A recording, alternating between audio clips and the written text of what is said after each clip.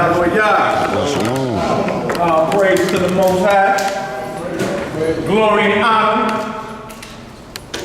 Praise to him. He allows us to come together once again on a Shabbat, beautiful Shabbat day. Throw down his word. So for that, we're very thankful. You could be anywhere else. You know, shooting the breeze, circling the train somewhere. But you're here. We here. So, you know, all praise, glory, and honor to the Most High. Hectic week for those of us that are close as a family. We lost a brother. Another brother's life was spared. You know, so y'all keep the brother AZ as a riot in Israel in our prayers. Most High spared his life, and we have another brother, Preston, that didn't make it. You understand? With the streets of the STL, it is what it is. May the Most High have mercy on our deceased brother's soul. May he comfort our brother AZ as a riot. You know, so hectic week. The Most High got us here. So all praise and glory and honor. Y'all keep the brothers and their families in y'all prayers. Definitely needed in this hour. We got on board MISHPATIM, right rulings. Don't be drunk with power. In other words, find out you're an Israelite and go crazy. That's some type of Jedi mind trick going on there. Nobody tell you nothing, you know. All of a sudden you're a superhero overnight. Super brew, what we call it. Overnight, you know. So, especially in this age of social media. Everybody's a priest, everybody's a prophet, you know. Everybody's something instead of, and even some folks claim they reincarnated. You know what I'm saying? So, but they never reincarnated like the insignificant brothers. I don't even call them insignificant because they had a job. Nobody's ever the boo-boo shovel for the horses. Everybody's a prophet or something, or, you know, some type of queen or king. Never just the normal Israelite. You know, so you gotta watch that. Sometimes brothers get drunk with power, sisters too. Ain't even none of y'all out either. When you drunk with the power and the authority, you know. But it's all good. But before we get started, any questions? You know, we got a few folks down here this first time down. There any questions, how we get down, what we believe? Feel free. You can ask any questions you want down here. We believe in the Bible from front to back. We don't believe in it from a religious standpoint, more of a nationality. We believe we are the descendants of the 12 lost tribes of Israel. We say that without batting our eyes. It just is what it is. We prove it historically, biblically, prophecy, whatever, however you want to get it proved to, you can get done. You understand? So we believe this to be a spiritual book, but not religious, meaning we're not Pentecostal. You understand? Pentecost is a feast day. We will name ourselves after a feast day in the Bible. We're not Baptists. We're not none of that. We are the children of Israel. Our way of worship is to fear the Most High, keep His commands, and believe in the testimony of His Son, whose New Testament called Christ. You understand? Or Yahshua HaMashiach for my Hebrew-speaking brothers. The name simply means He saved, the anointed Savior. So that's basically what we believe down here. We don't believe that we are under any old priesthood. We are under the order of Melchizedek, the priesthood of the heavens. The laws given to Adam before Moses was born. The laws given to Abraham before Moses was even born.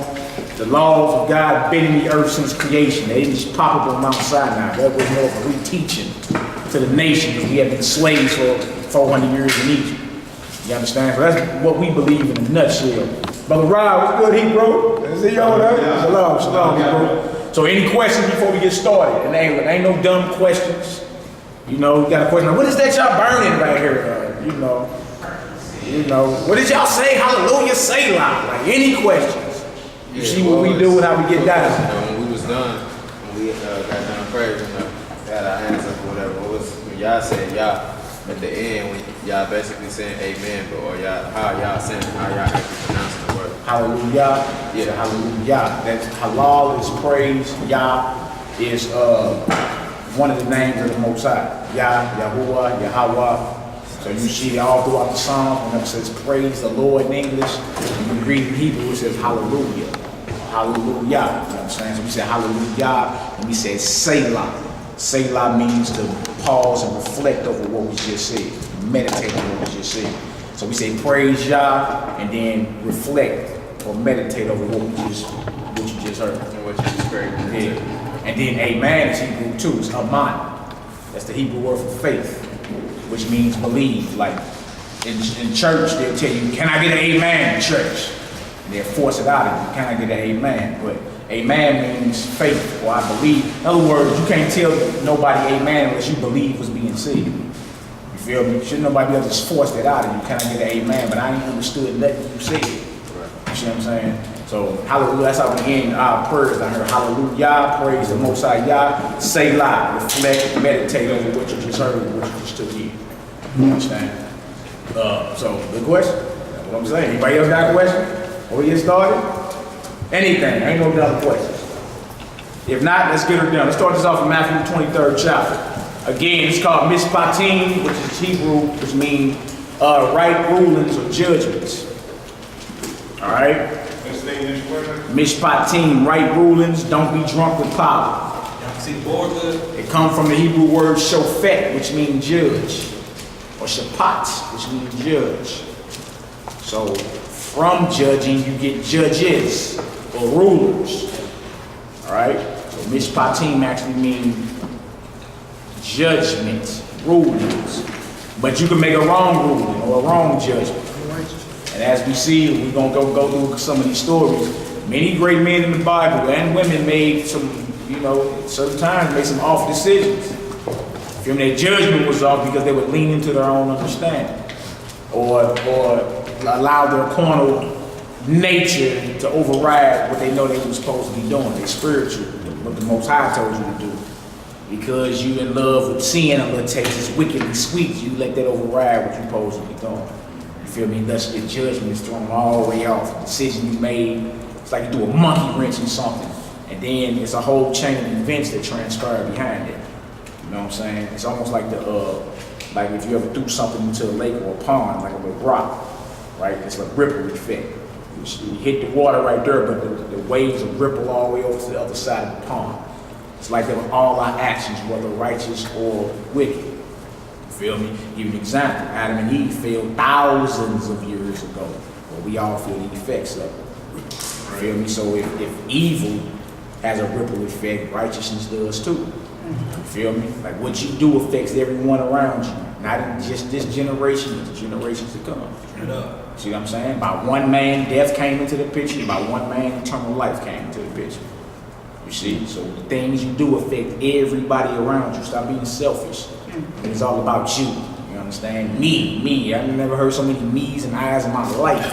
You know what I'm saying? Because you come into the knowledge to get some understanding. Like, dang, you're supposed to be like more selfless.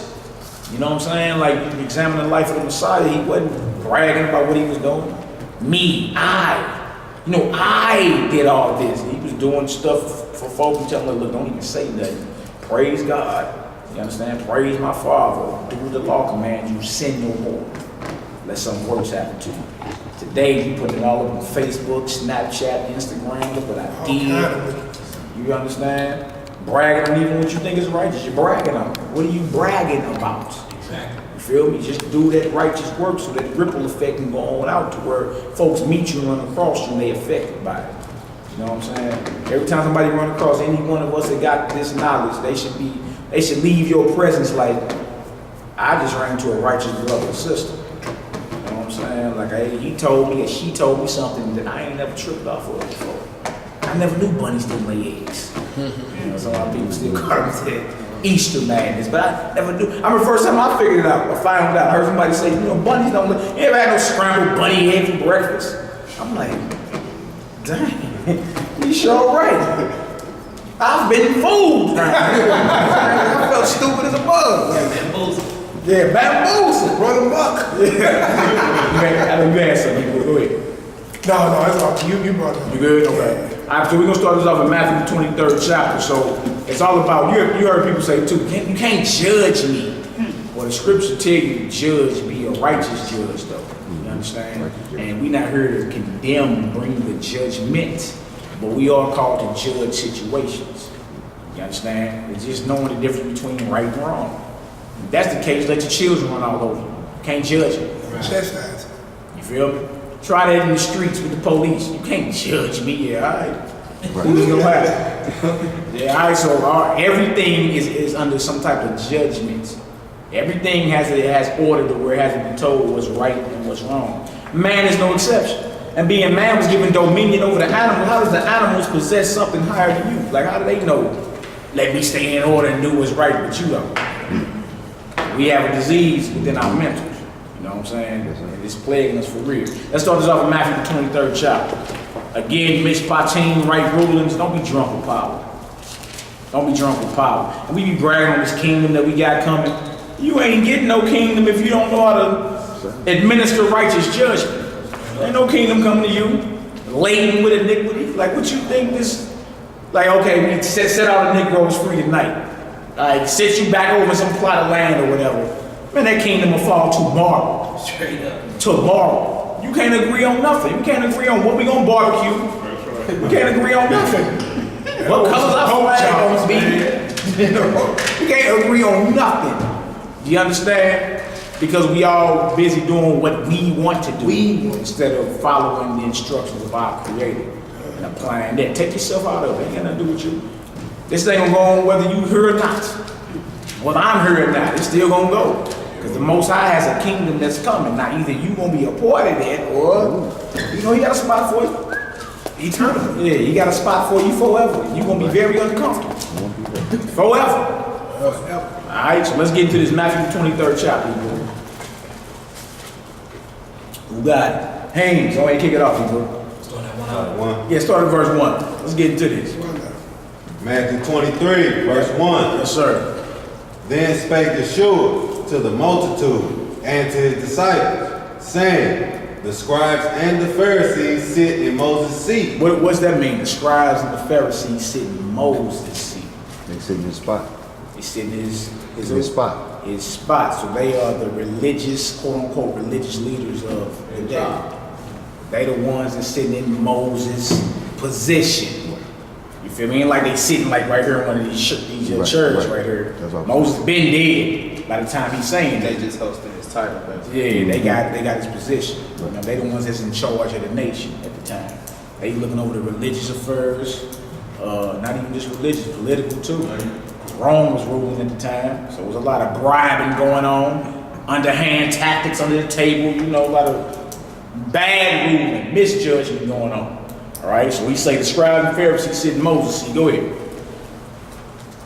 All therefore, whatsoever they bid you observe, that observe and do, but do not ye after their works. Why would he say that? Why would we say did and observe, and do, but don't do what they're doing? They sit in Moses' seat. They got these scriptures right here, right? And the scriptures contain the commandments, the do's and the don'ts, what please the Most High, would make them angry. So yeah, all right, bid and observe, right? But notice they hold this, but they not doing it. So don't do what they're doing. This makes the leaders of the nation hypocrites. There you go.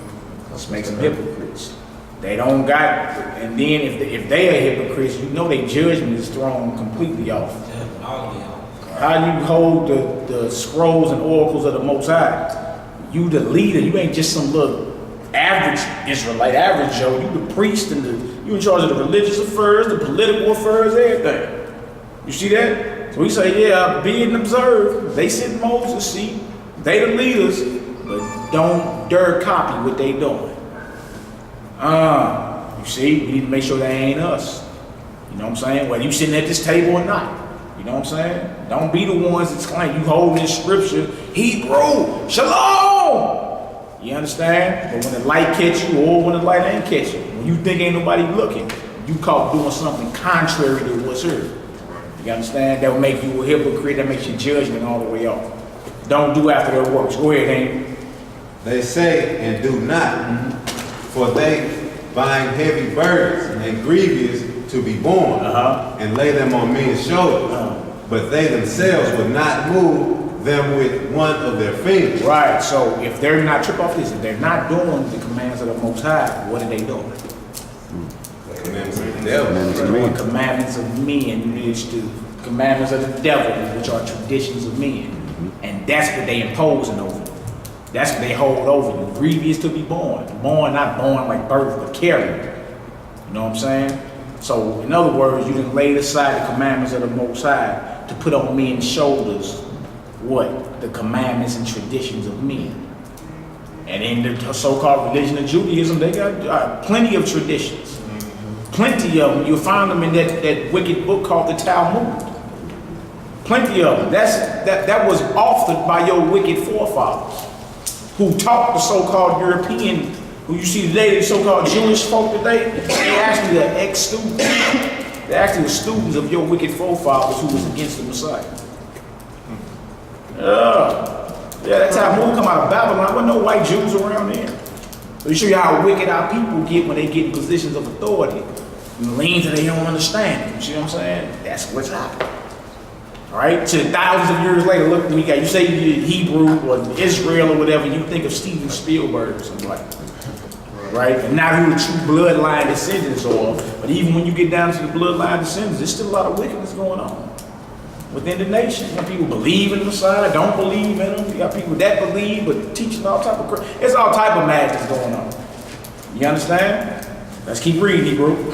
Verse 5. Yeah. But all their works they do for it to be seen of men.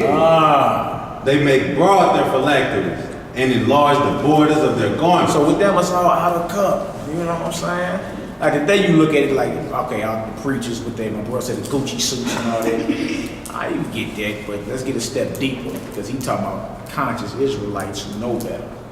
Most of our people in the church don't know better. They just call them tradition of men that were taught going back to the plantation. You know what I'm saying? You can like take your mind, because that's what like fighting a baby in that doctrine of more. That's easy work.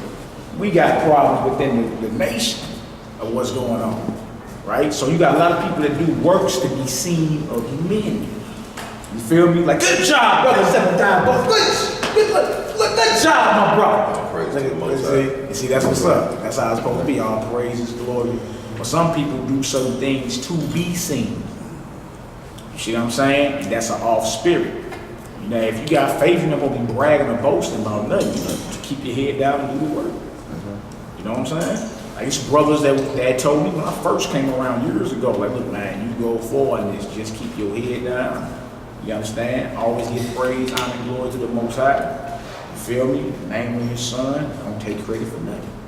We have all type of stuff getting thrown at you. All types of women, gifts, money. You feel me? You can either be great in this, or you can fall off and be a laughing stock. What you want to do? I don't want to be no mocking, no laughing stock here, bro. What I need to do, keep your head down, give all praise and glory and honor to the Most High. You understand? Don't take credit for nothing. And then you see the opposite flip side of that is people that do stuff just to be seen. You feel me? You see me out there on that street corner dog the other day? Man, I told that nigga. You're like, dang, bro, what's all that? Like everything, did you see mine? Did you see me? Did you see me the other day? Did you see? And you start hearing the conversation. It ain't hard to peep. He's bragging on himself.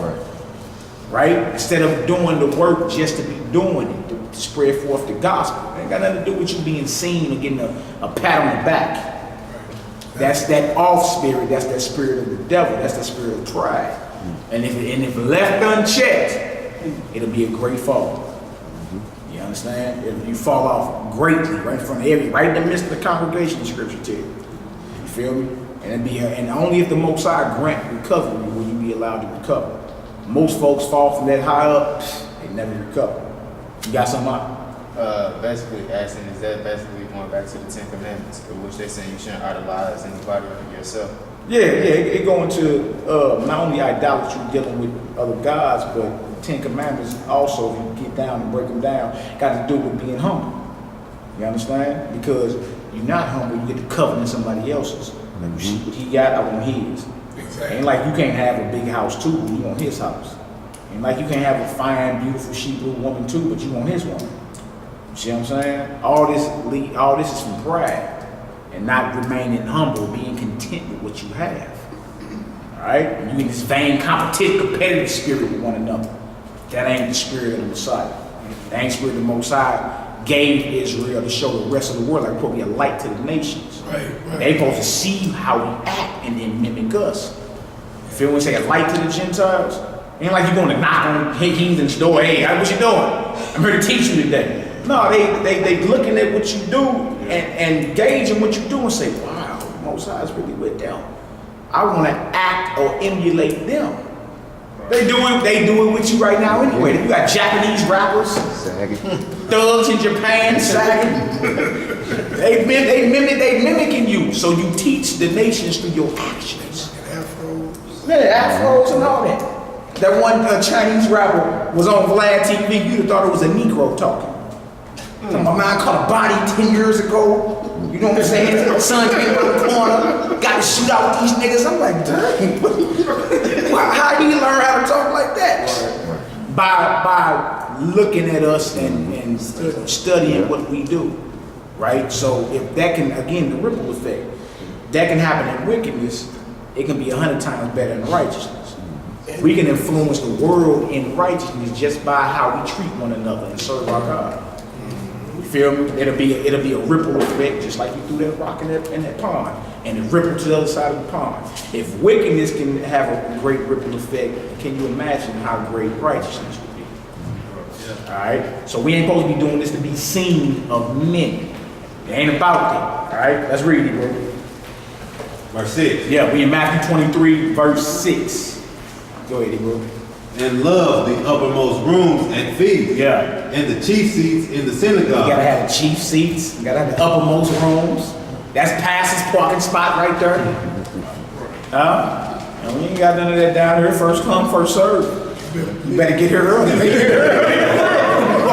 Walking out over there. It's just what it is, all right? Come on, Hebrew. And greetings at the marches. And to be called of men, Rabbi, Rabbi. But be not ye called Rabbi, for one is your master, even Christ. And all ye are brethren. Don't be called rabbi, meaning master or my great one. You see, today, what religion rock out in it? Rabbi this, rabbi that. You feel me? That's a clear tip off right there. Right? So he said, look, don't be called that. All y'all brothers. What's wrong with that? Why we gotta have rank over one another? Even though the Most High we all play different positions. Why am I the 13 shield general and you the buck private? Why is that? You understand? Like he like, look, all y'all brethren. See, people desire to be called rabbi or today reverend. Reverend. That's that other. Reverend. Which the scriptures tell you. I think we should grab it too. Grab Psalms 111. Yeah. Show y'all some real quick. Psalms 111, 9 to 10. Requirements. Reverend is his name. Yeah. There's requirements to call my reverend, take on that type of requirement. And just your house and church and stuff like that. But in today's time, it's just pay me off. Yeah, it's a career thing. It's a career thing. But notice right here in Psalms 111 is going to, because to say reverend, you're saying I reverence you. That's what you're saying. All right. So notice he just said rabbi right here, which means my master. But what's the difference in calling somebody reverend? That's his name. Reverend so-and-so. Let's read about what the Most High has to say about reverend and who it applies to. In Psalms 111, I believe it's verse 9 and 10.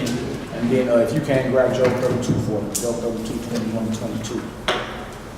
And this is to safeguard you from being drunk with power.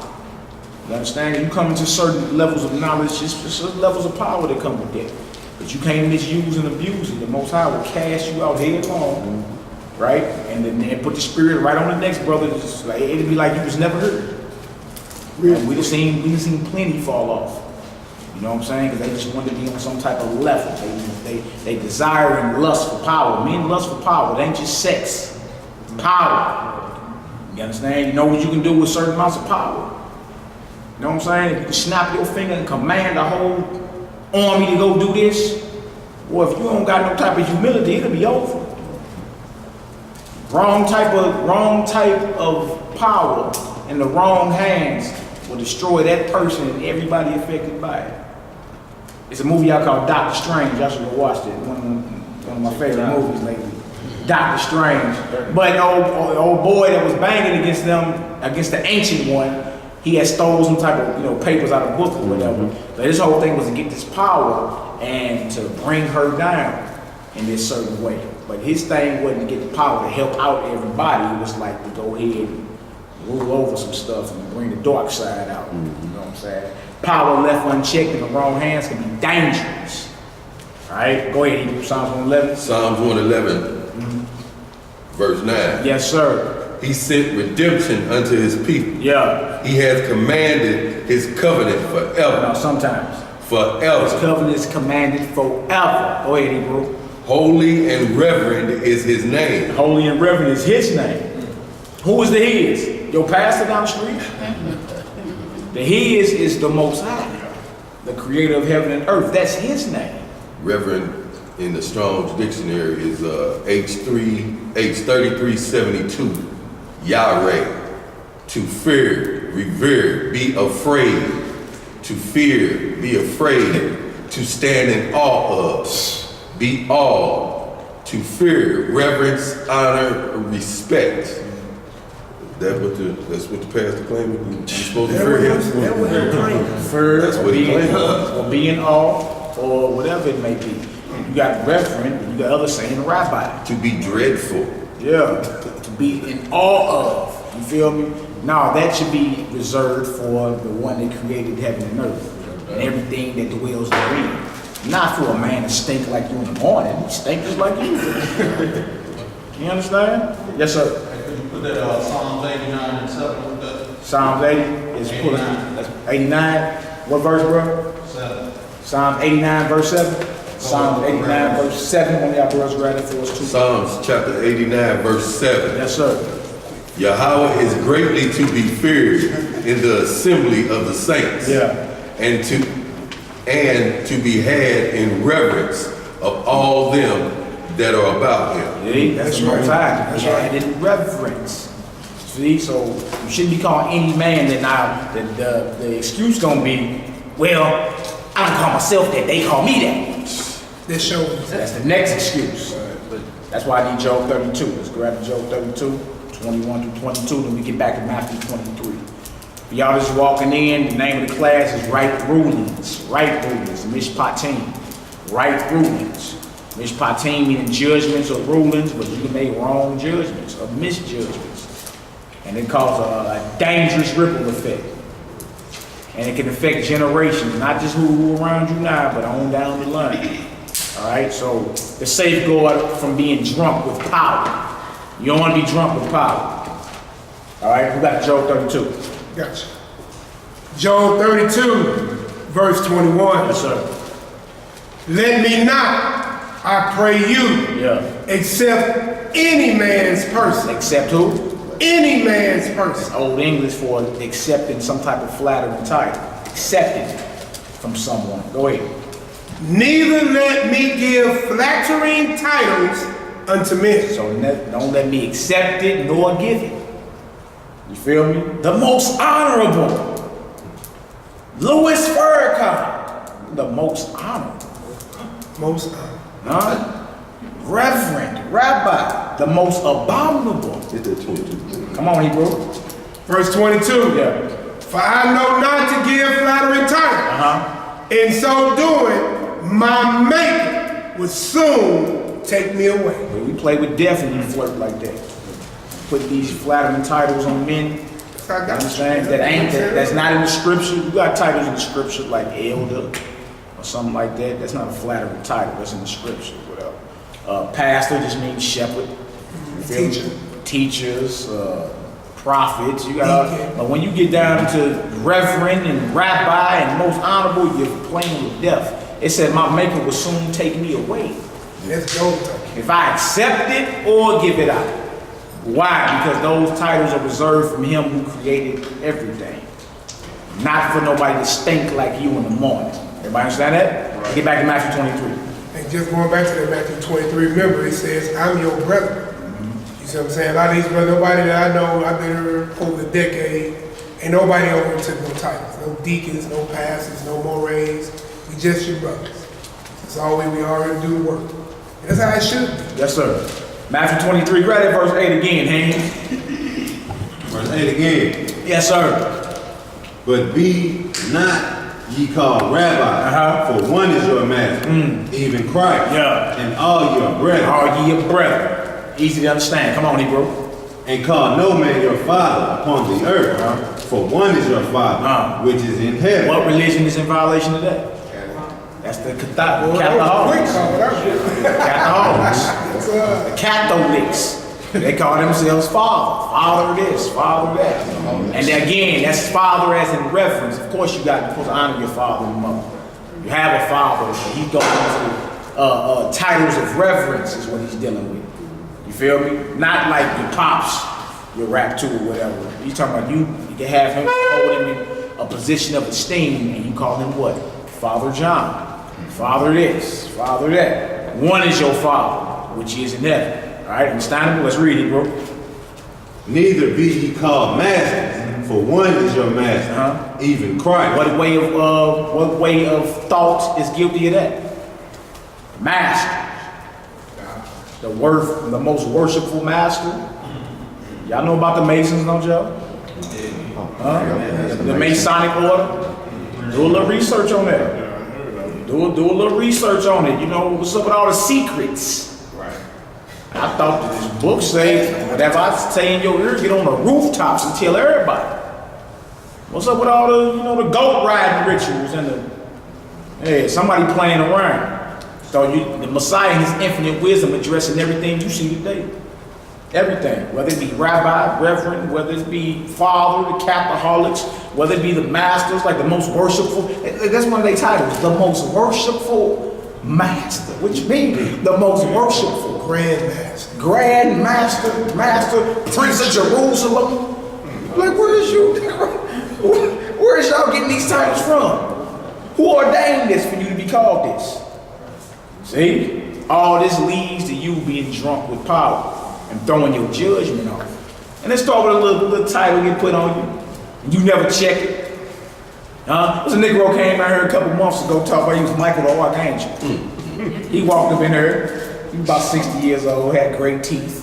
You know what I'm saying? Polo was yanked to the side, white beater was showing. He had a bad hip too. He waited after class, pulled me aside, was like, I'll be watching y'all videos. He talking like, I'm like, that's what's up. What's your name, brother? Michael.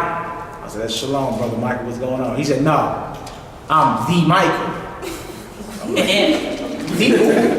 What's up, the Michael? What you mean? Bro told me he was Michael the Archangel with his bad hip.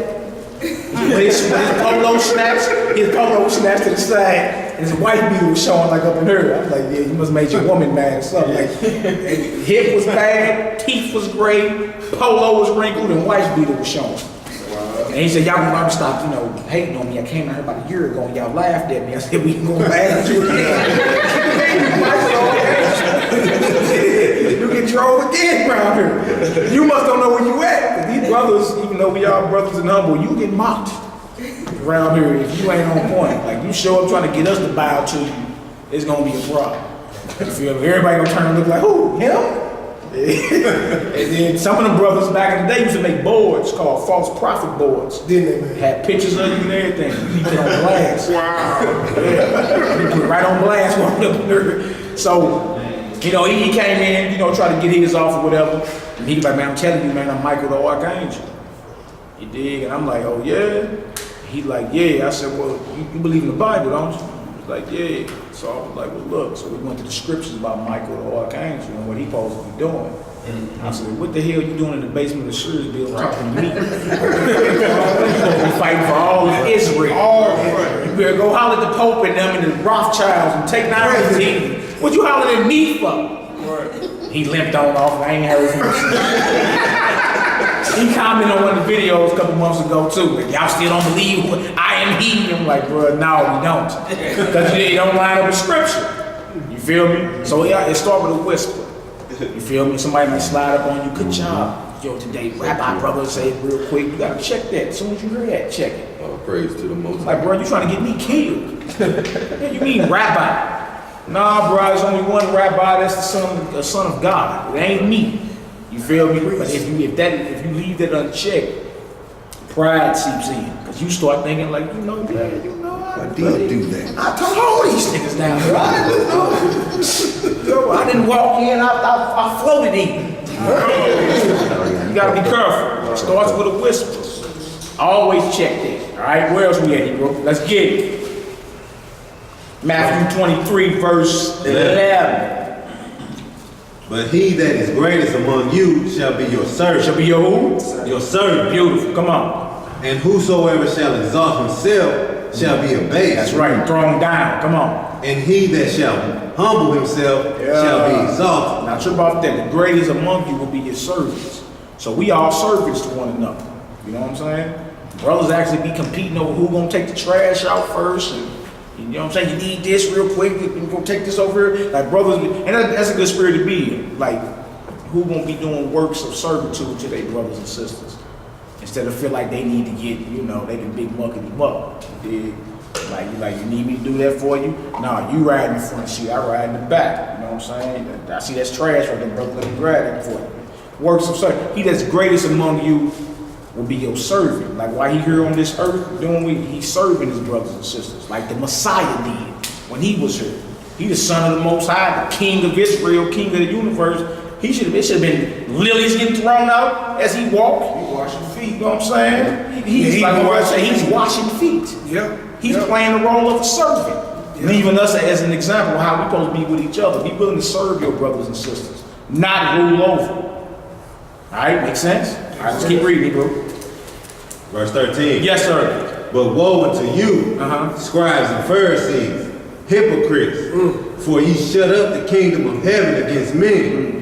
For ye neither go in yourselves, neither suffer ye them that are entering to go in. Who knows what woe means? What is woe? A warning of destruction. Unless you get that right, there's a judgment coming down. So the same men that were sitting in Moses' seat, that were in charge of the religious affairs and the political affairs, the Messiah warned them. Judgment is coming unless y'all get that right. You understand? Y'all shutting up the kingdom of heaven by doing what? Putting on them traditions of men and not commandments of God. You feel me? Being hypocrites over the nation, being drunk with power. Shutting up the kingdom of heaven by doing that. All right, come on, Hebrew. 14. Yeah. Woe unto you, scribes and Pharisees, hypocrites. Right. For ye, oh no, we got that again. Woe unto you, scribes and Pharisees, hypocrites, for ye devour widows' houses, and for a pretense make long prayer. Therefore, ye shall receive the greater damnation. See what he warning the leaders of the nation. You devour widows' houses. Sister don't have a husband anymore. Husband done passed on. You devouring the widow's house, sucking up all the funds. God told me to tell you to give me all this. Then he say, for a pretense, meaning you're pretending, doing this be seen of men, you make long prayers. Notice he said you're gonna have a greater damnation for that. Damn is in the Bible, if y'all didn't know. The Messiah cussing, they just let it be known there's damnation coming. See, so the Lord don't take that lightly. Being drunk with power, coming up with misjudgments and all that, and then using that the Lord over the people. He don't take that lightly. He said there's a greater damnation coming behind that. All right, so check this out. We all need to check ourselves. Come on, Hebrew. Woe unto you, Yeah. scribes and Pharisees, hypocrites. Wow. For ye compass sea and land to make one proselyte. And when he is made, ye make him twofold, more the child of hell than yourselves. See that? I'm not sure about this. He giving them a woe, calling them hypocrites. And just be real, y'all heard somebody talking like that today, what you would say? God is not with him. World star. Look how he's talking. God is not with him.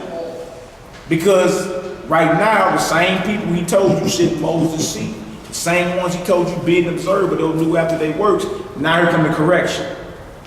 See, everything ain't sweet in the scriptures. Everything ain't, you know, this is so smooth and my spirit was just comforted. Some things got to get checked to where you like, hold on, let me get my act together. See what I'm saying? It's balance in the scriptures. Everything is just not butterflies, flowers, and lollydrops. Suckers. That ain't the script. It's balance in it. He let you know this is what you need to do. This is how y'all supposed to be acting. And he went right at those that was sitting in Moses' seat. Y'all got a greater damnation coming. Y'all hypocrites. You can pass land and sea to find you one student. And when you done, he twofold more the son of hell than you are. So what you doing? You burning bad fruit. You feel me? You ain't burning righteous fruit. You burning bad fruit. So the doctrine that the Pharisees was coming with, who was sitting in Moses' seat, who was the leaders of the nation, in charge of the religious affairs and the political affairs, their doctrine was producing bad fruit. And he let it be known damnation is coming. Called them hypocrites, called them to the mat, called them hypocrites. And your students are 2 times more the sons of hell than you are. That's bad, ain't it? All right, come on, Hebrew. 16. Yeah. Woe unto you, ye blind guides, Oh, man. which say, whosoever shall swear by the temple, it is nothing. But whosoever shall swear by the gold of the temple, he is a debtor. I trip off that. The temple, you saying somebody swear by the temple, that don't mean nothing. But the gold that's on them door handles, the knobs, if you swear by that, you in debt. You owe what you swear to. I trip off that. Like, how you gonna say the gold of the temple was greater than the temple itself? Don't make sense. So to show you the mindset they was always in, they was in the mindset of filthy lucre, money, like they is today. That's all it's about. Money, mega churches and all that, you know, they counting them heads and counting 10% off each one of them. Like, oh, okay. By this time in 5 years, boy, I'm retired. So now you got what's called pastor's retirement. Where you read that at here? Right. You gotta, this is to the casket drop. What you Right to mean? the end. This is to the Lord say, job well done, good and faithful servant. If you ain't heard that, you still banging. Joshua died at 110 fighting the wars of the Lord. Moses died at 120, strength still not abated. 120-year-old man. Still doing the service and work of the Most High. Today, we talking about retirement. Why? Because you retire from your career. Yeah. This is a career, but for those that's real, this is your life. In lifestyle. It's what it is. Ain't no career. You retire, put options and stock options. That ain't what this is about. You understand? Let's read Hebrew. Ye fools Ye and who? blind. Ye fools and blind. For whether is greater, the gold or the temple that sanctifieth the gold? Good question. Come on. And whosoever shall swear by the altar, it is nothing. But whosoever sweareth by the gift that is upon it, he is guilty. Wow. Ye fools and blind, for whether is greater, the gift or the altar that sanctifieth the gift? What's greater, the temple or the gold on the temple? What's greater, the altar or the gift on the altar? You see? Let's read Hebrew. Whoso therefore shall swear by the altar, sweareth by it, and by all things thereon. That's right, come on. And whoso shall swear by the temple, sweareth by it, and by him that dwelleth therein. That's right, come on. And he that shall swear by heaven, sweareth by the throne of Yah, and by him that sitteth thereon. That's right, come on. Woe unto you, scribes and Pharisees, hypocrites, for ye pay tithes of mint and anise and cumin, and have omitted the weightier matters of the law, judgment, mercy, and faith. These ought ye to have done, and not to leave the other undone. Yeah, so trip off, you said you paying tithes and all these herbs and spices, right? But you leaving out the weightier, so there are weightier matters of the law. Weightier matters. Notice what he said, law, judgment, mercy, and faith. So in other words, just like today, you think that you paid what you think is tithe, it ain't even tithing. But just because you feel you done paid your tithes and made your little contribution, you're free to do whatever you want to do. Worship how you want to worship. Huh? Now he said, well, you being a hypocrite by doing that because you done took out the weightier matters of the law. You see, you're supposed to do the weightier matters, don't leave none of it undone. You're going to be giving offerings and free will offerings or whatever, you still don't lay aside law, mercy, faith, and judgment. How you lay that aside? And that's what he got set up for us so we can conduct ourselves and our affairs amongst each other. How you conduct, if you ain't, like how are you conducting or promoting, should I say, a lawless kingdom? A faithless kingdom. Sound like the kingdom of hell. Chaos. The lake of fire. That's what it sounds like. It don't sound like the kingdom that the Messiah is bringing. All right, let's read out. 24. Yeah. Ye blind guides, which strain at a neck and swallow camel. Don't you keep calling them blind. Blind guides at that. They guides, but they blind guides. Don't follow them. Don't do after their works. You see? You strain at a gnat but swallow a camel. Backwards, ain't it? Let's read out. Woe unto you, scribes and Pharisees, hypocrites, for ye may clean the outside of the cup and of the platter, but within they are full of extortion and You excess. see, that's like washing the dishes and washing the outside of the cup. But don't wash the inside of the cup. Does that make sense? So he's saying it's all outer appearance with them. So that's all it is. Outside clean, you look good, look sharp. Garment look like it's fresh out of the biblical pages and all that. But inside you a graveyard. You see? The Most High is concerned about your inwards before it manifests outwardly. And it ain't just, everything that you deal with. That camera would be a shell if the inward part of it wasn't up to speed. That computer you own would be nothing if the circuit board wasn't talking about nothing. That car you drive would be a shell if the motor and the engine wasn't top notch. Everything is about the inward first. And how you washing a shell? Like how you got me a bad car outside in the driveway. Ain't no motor in that deep. You washing it, waxing it, and buffing it, turtle waxing. But it ain't going nowhere. Let's read Hebrew. 26. Yes, sir. Thou blind Pharisee, Yeah. cleanse first that which is within the cup and platter, that the outside of them may be clean also. So apply that to your spirit. Get your inside right first, man. You know all the wicked thoughts that plague you every day, that you never rebuke, that you never do nothing with. You be driving and some wicked thought just pop into your mind out of nowhere. What you do? You just let it live in your mind? Or do you rebuke? Say, oh no thief for getting to the kingdom. I'm not about to rob this bank. Oh no, an adulterer is worthy of death. I'm not about to flirt with that man, woman. Huh? Or do you just let wicked thoughts reside in your mentals? So the buildup is so great, you're gonna start doing what you thinking about. You see? Everything is about the end. So I ain't saying you're not gonna be tempted. You're gonna be tempted. It's just, what do you do when you get tempted? You entertain it and say, I probably could rob that bank and get away with it. The guard fat, he out of shape. He gonna break this time. He ain't got no gun. Yeah, get behind me, Satan. That's you look up, you got the blueprint to rob him, you got the schematics, the blueprint. You done plotted the whole thing out. You're just as guilty of robbing the bank than him that went and did it. You already plotted it out. And that's the whole thing. Get your insides right. Go to war inwardly. You could not even did much that day, but you be trained. Like, hey, what's wrong with you? Tired. Which means I've been at war all day. In my mentals, you gonna be tempted. Evil thoughts always come knocking. Righteous thoughts always come knocking. You feel me? But look, you got the power to slam the door in that wickedness face and open the door to righteousness. Right? You gotta be the gatekeeper and guardian to the doorway of your mind. You gotta do that. You've been given the weapons to do it.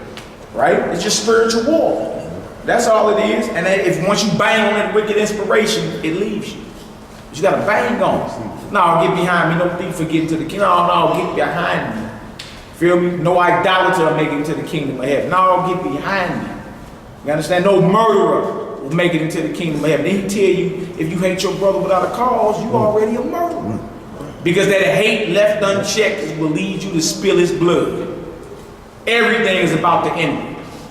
Then it manifests outward. Don't be backwards and get your outside clean and then inwardly you a graveyard. Don't make sense. Don't make sense because there's still a wicked driver within your mentals. You got some out? So when the thoughts come to you, when they be like, what's it? They're like fearful thoughts. There's like fear being done to you, something being done to you, and you don't rebuke it. That means it happens sometimes. Yeah, when you, no, I'm just saying, eventually, You know, happen. eventually, if you let that part there, without saying, no, you can't come up in here, you feel me, and rebuking it, in the name of the Son of the Most High, eventually, that what you think about, you're gonna do is gonna manifest out. Everything you do, you think about it. I'm Everything. saying, like, for instance, if it's something coming against you like this, my example is like, you be like, they all police up and they gonna get on me. But at the same time, you be thinking like, you don't want to get on it. But at the same time, if you don't rebuke it, it'll come to you. Yeah, it manifests. It end up getting on you anyway. Yeah, it manifests. It manifests. You're supposed to always rebuke anything that's not of the Most High. Fear Come is- knocking. that fear is not of the Most High. Yeah. Right. Yeah. Fear, false evidence appearing real. Fear. It's an acronym. False evidence appearing real. You know they ain't of the Most High, because he ain't gave you the spirit of fear. Fear him, right? But not man. You feel me? That's what it is. So look, give an example. Like, if the inspiration come across you to say, help Miss Johnson in the house with them groceries. That's of the Most High. Go do that. Don't say, nah, she be alright. Let me sit on the back and keep playing my game. Go do that. That's of the Most High. If someone come across your mind like, again, let me go rob that bank, you know what I'm saying? Or let me do something I know I ain't supposed to be doing, it's of the devil. The spirit that's attempting to influence you is real easy to identify. There ain't no gray area. It's either a righteous inspiration or a wicked inspiration. You see? And a lot of us don't know how to rebuke. I always take the example of the Messiah, Matthew the 4th chapter. He was tempted by the devil. The Son of God was tempted by the devil himself after he fasted 40 days and 40 nights. And what did he do? Did he cuss Satan out?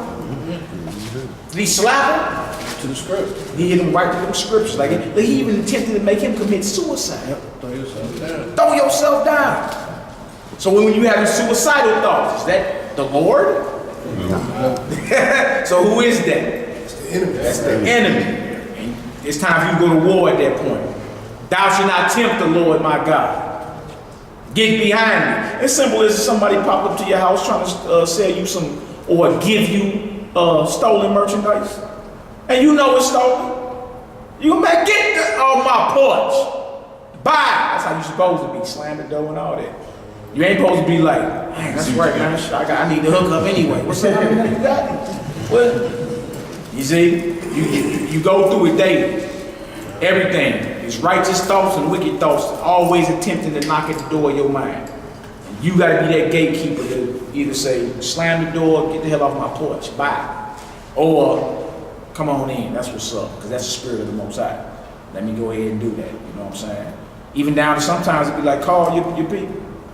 You did? You call somebody and what they say, I just was thinking about you. You see? Sending and receiving. I just was thinking about you. Well, that was the Most High told you call. You feel me? It ain't come knocking at your door like, hey, go call Lazarus. You know what I'm saying? Nah, he hit you in your mind, call, pick up the phone, call, you obey the voice, there it is. All right, let's read it, bro. 27. Yeah. Woe unto you, scribes and Pharisees, hypocrites! Yeah. For ye are like unto whited sepulchres, which indeed appear beautiful outward, but are within full of dead men's bones. Wow. And of all uncleanness. Uncleanness. Even so, ye also outwardly appear righteous unto men, but within ye are full of hypocrisy and iniquity. Now, you look good outwardly, but inside you're a graveyard. All right? That's hypocrisy. Let's read it, bro. Woe unto you, scribes and Pharisees, hypocrites, because ye build the tombs of the prophets and garnish the sepulchres of the righteous, and say, if we had been in the days of our fathers, we would not have been partakers with them in the blood of the prophets. Wherefore, ye be witnesses unto yourselves that ye are the children of them which killed the prophets. You see that? Come on. Fill ye up then the measure of your fathers, ye serpents, ye generation of vipers. How can ye escape the damnation of hell? The Messiah going off. He gonna clean off on you. Like you witnesses against yourself. You build the sepulchres of the tombs of the prophets and garnish them And you say, well, I wouldn't have killed Isaiah the way my great-great-granddaddy did. Well, you the children of them that killed the prophets. The white man didn't kill the prophets. It was you. You know, shalom, Hebrews. Yeah, you gotta take the bitter with the sweet. Ye are the Most High's chosen people. But look, that don't mean all this iniquity ain't on your jacket. You're guilty of the bloodshed of God's prophets. Let's read, Hebrew. Wherefore, behold, I send unto you prophets and wise men and scribes, and some of them ye shall kill and crucify. Wow. And some of them ye shall scourge in your synagogues and persecute them from city to city. You gonna do this. You gonna do this. Right? So it feel good to figure out who you are. You know what I'm saying? That we from these people and all that. But you gotta take the bitter with the sweet out. You got to. Right? It's a long, bloody history that comes along with this. Right? That we still repenting from and that we still got to correct within our own mentals. You talking about thousands and thousands of years of hate toward one another. Before Jim Crowism down south, I'm talking about way before we even arrived in America, you got thousands of years on your jacket of you hating your brother and your sisters. You feel me? And power left unchecked. You feel me? Being drunk with power. Killing the prophets. Man, sober in reality, ain't it? Thank the Most High, He never turned His grace from us. Out of all this, He still never chose nobody else. But unless we get ourselves together and repeat not the steps of our forefathers, you don't got no kingdom come. Was it spiritually passed down? Yeah. Non-messianics. Yeah. Children. I call them that. Yeah. Children. They still learn. Yeah, they still learn. Those that don't believe in the Messiah. But even within the ranks, because Judas was part of the ranks. Yeah. You feel me? Yeah. So even amongst the believers, you still got that Judas purse belief. You know what I'm saying? You still got that even amongst the messianic way of living, the messianic thought. It's still that Judas vibration running around it. All right, go ahead, Hebrew. All living witnesses, Deuteronomy 28. Yeah, Deuteronomy 28. Yeah, and it played out to the letter. But see, that's Deuteronomy 28, 54 through 56. Your eye will turn evil towards your brother. And you gonna who you use that brotherly love for? Oh, this black on black crime is skyrocketing all the time. We just witnessed something as a family this week. Of what just happened. That wasn't the white man who did that. That wasn't the white man down on Martin Luther King and what was that? Whittier. Yeah, that wasn't the white man who did that. And we still plagued as a people. All right, let's read Hebrew. Verse 35. Yes, sir. That upon you may come all the righteous blood shed upon the earth, from the blood of righteous Abel upon the blood of Zechariah, son of Barash. Okay, yeah, let me read that again. That upon you may come all the righteous blood shed upon the earth, from the blood of righteous Abel unto the blood of Zechariah, son of Barachias, whom ye slew between the temple and the altar. Wow, come on. Verily I say unto you, all these things shall come upon this generation. O Jerusalem, Jerusalem, thou that killest the prophets, and stonest them which are sent unto thee. How often would I have gathered thy children together, even as a hen gathereth her chickens, under her wings, and ye would not. Like Jerusalem, you that killed, crucified, I'd have been redeemed y'all. But you're sick. You still ain't let go of that, what they call the boondocks, that nigga syndrome, that nigga moments. You still ain't let that go. You still have that running within you. Right? Anytime you get in your mindset, I wish he would. You still sick. Because you ain't said that about the police. You ain't said that about the police. You real tough with your own. You understand? But they show you how sick we are. I wish he would.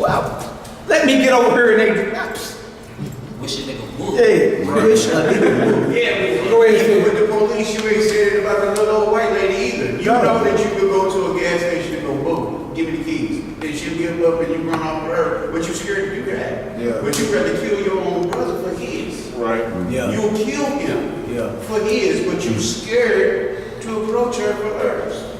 Because you know that time is going to be different. Yeah. If I do this to my own, they ain't going to punish me. That's But if right. I do this to one of them, if I do this to one of them, then I'm going to be going up the river for a long They time. gonna vanish you. That's right. You won't be heard of again. Come on, Hebrew. 37. Nah, 38. You got it? Yeah. Behold, your house is left unto you desolate. For I say unto you, ye shall not see me henceforth, till you shall say, blessed is he that cometh in the name of the Lord. You see that? He's like, next time you see me, you're going to be saying, blessed is he that come in the name of the Lord. That's what we're going to be saying. You understand? At his return, if we found right. All right, let's drop it. Let's go to Matthew 18 next. Matthew 18, 23. Start at verse 23. There's a parable about being drunk with power. Again, the name of the class is MISHPATIM, rulings or judgments. But we going into right rulings or right judgments. Matthew 18, start around verse 23 for me. A safeguard of being drunk with power. You don't want to be drunk with power. We're going to get into some of our priests and back in the day, all of them, man. Some of our forefathers was righteous, but their sons was wicked as all hell.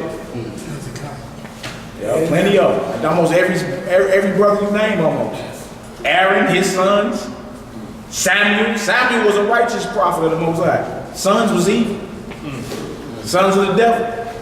Eli in 1 Samuel, stand up, brother. Didn't check his children up. Didn't check them. Sons, evil. And these were men that were over the nation. Go ahead. Go ahead. So if you basically not checking the people that are also doing these things, you basically in the wrong with them, right? Yeah, you're supposed to. That's the issue. Yeah, just like with Nathan, with David. We're going to get into David too with David. And the Most High sent Nathan to him. You understand? Now David, that's King David that took off Goliath's head. But David was in the wrong, way wrong. And he had to be told by himself. You went off on that. You tripped. David hurried up and repented. Like David should have been dead, the woman should have been dead, all of it. She ain't cried against it. See what I'm saying? Showing you the mercy of the Most High. David paid dearly, but you can never be scared to bring out righteous judgment when you see violent perverting of the law of God. I don't care who it is. You understand? You off, we got Uncle O, and Uncle O at. Uncle O tell somebody quick, hey, you off. You going off. You going off. You going off. Like that's how you gotta be. You feel me? If not, that's called what? You know. I say it's a yes man to go along person. I know what they call it in the Bible. A respecter of persons. Right? Respect him so much you won't tell him that he's doing wrong. But you right though, what we call in the hood is a yes. Yes, man. Okay. You're right. But biblically, it's called respect of persons. I mean, you reverence and respect him so much, he can't do nothing wrong. Even when you saw him doing wrong. You feel me? You didn't call it. So accepting it is wrong also. Yes, of course. Blood is on His your blood is on your hands. That's right. You always supposed to be administering the righteous judgment. Don't turn a blind eye to something that's wrong. That's wrong. You know what I'm saying? You gotta call him to the mat on. It's just what it is. And to keep everybody in check. Other than that, he's going to get drunk with power. You understand? And you love him enough to tell him so he can get himself together. Left unchecked, when he falls, it's going to be a great fall. And unless the Most High allow him to recover, you'll never hear from him again. There's a spot reserved for him. You feel me? Perdition. All right, let's get this Matthew 18. Start at verse 23 for you. Start at 21. Read on down to read on down to 35. Matthew 18. Start at verse 21. Let's read on down to the end of it. This is a parable of the unforgiven servant. Unforgiven servant, drunk with power. Matthew chapter 18, 21.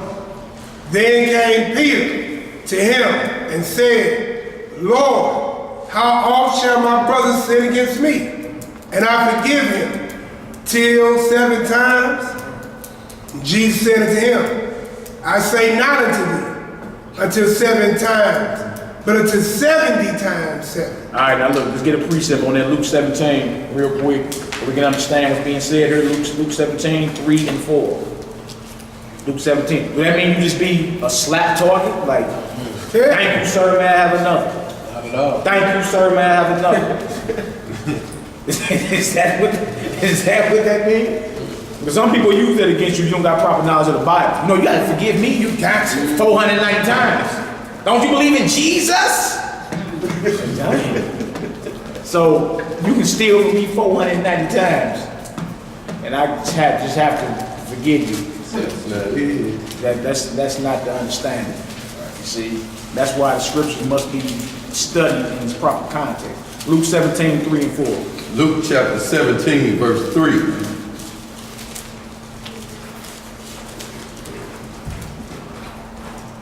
Take heed to yourself. If thy brother trespass against thee, rebuke him. Do what? Rebuke him. And if he repent, forgive him. See, so you call him to the mat on it. What does rebuke? What does rebuke mean? Cast out. And rebuke means to upraise, to check something. Check someone for what they did. Say, bro, you know you weren't supposed to take that off my table, man. You know that was my money on that table. Yeah, that's an admonition. That's a soft correcting. Rebuke is hard. Rebuke sharply is hard. Nigga, you trip. Right.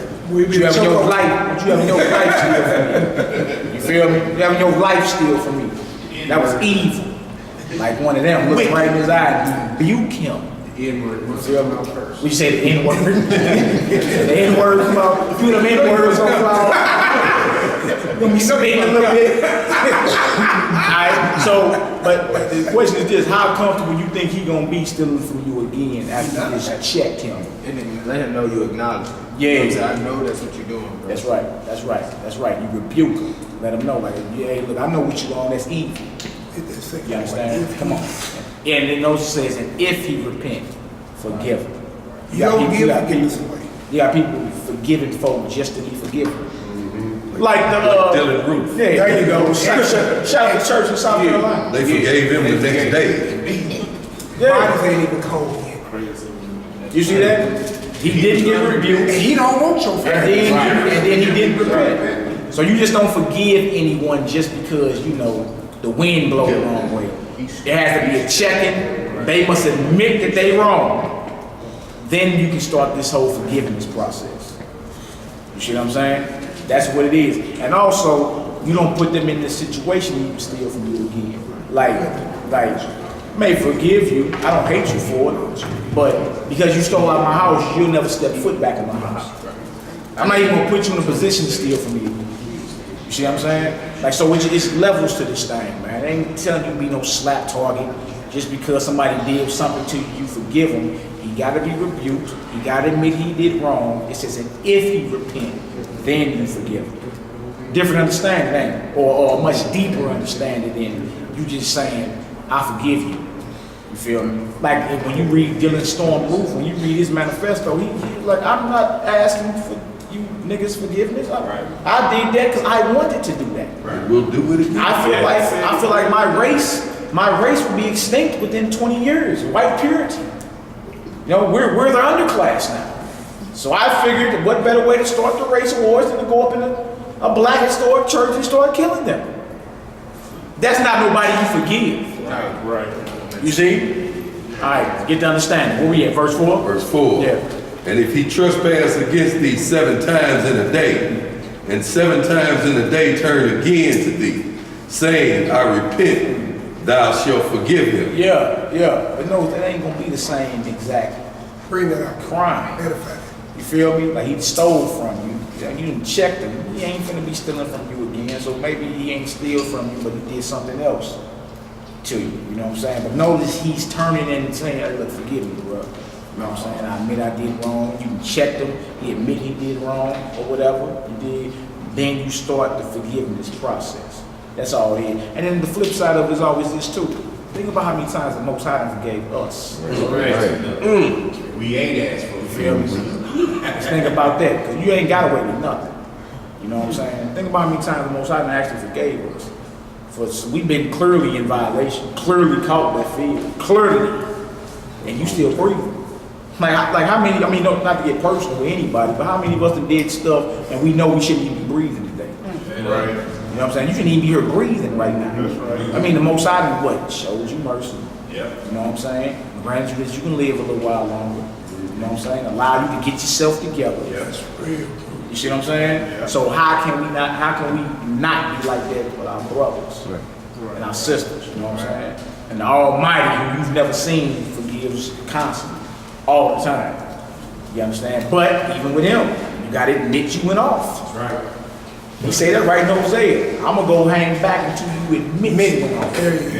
Until you admit you went off. In your affliction, you'll be seeking my face. Right. That hell you turned upon you, you're gonna be hollering, oh Lord. Right. And you first have to admit, even to him, we've been wicked, Lord.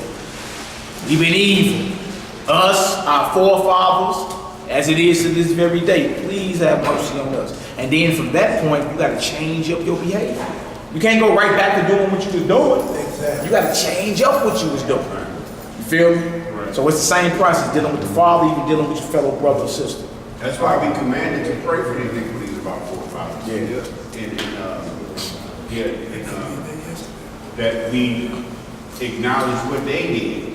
He say pray for their iniquities as well. Yeah. You know what I'm saying? Because you got yours and they got theirs. Don't forget what they did. They got you in the situation we in. Yeah, that's right. All right, where we at? Bye. You still got something? Yeah, what about those, maybe in the family, so-called friends that have moved forward as if they forgave you with their actions, but died before they say it out their mouth that they was wrong, you know, or admit to their wrong. Yeah, all you can do is play your part. Like whatever wrong you played in the situation, whatever, you know what I'm saying? You can fix that, you get that right. You can't control nobody and how they really feel about you. Somebody, people can say, you know, I forgave you, or say, nigga, I'll never forgive you. Or say, I forgive you, but in their mind, like, yeah, right.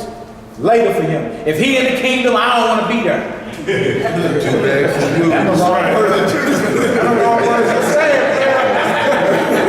You like to see what you did. It's real, Thomas, man. Look, I called this brother yesterday. You know what I'm saying? It's a man I had wronged when I was 17 years old. You hear me? I got a call saying, bro, you and this brother need to talk. It's been 26 years. You see what I'm saying? I went and sat and talked to him. And I called this brother, I'm like, man, what you think I should do? He said, I don't know how to call him, bro. You know what I'm saying? It's just, I said, you know what? I'm going to take it as this. I need to go balance my part of this deal. You know what I'm saying? I wronged him. You see what I'm saying? Now, I would never do that again. I said, you can lay a claim on me. I said, like, I need to balance that with you, man. I'm talking about, I left her, man. I almost feel like I gave the brother back again. You feel me? That's how it's supposed to be. You know what I'm talking about? I straight down, that man called me back again before he fed his kids and said, man, I'm glad we talked. You see what I'm saying? 26 years. 26 years. But thank God I was able to go back and do that. You see what I'm saying? Right. It's important, man. That the opportunity was given. Hey, it's important, man. Look, it's a serious thing for you. Because I feel a whole lot better. I mean, I've been feeling better ever since, but I mean, I feel a whole lot better. You see what I'm saying? Like, that ain't even over me no more. Second time I heard that this week. All right, come on, Hebrew. Matthew 18, where we at? Verse 23. Yeah. Therefore, is the kingdom of heaven likened unto a certain king, which would take account of his servants.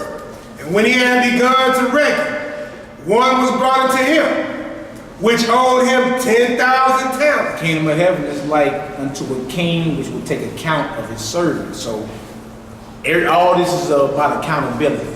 Yeah. You ever read about when Judgment Day the books are open? Them ain't coloring books. Them ain't comic books. Books of accountability. Books have to be balanced. Those are accounting terms. Books have to be properly balanced. Weights and scales. All right, so somebody came up short in the balances. It's about the kingdom of heaven he's talking about. Somebody came up short and owed something.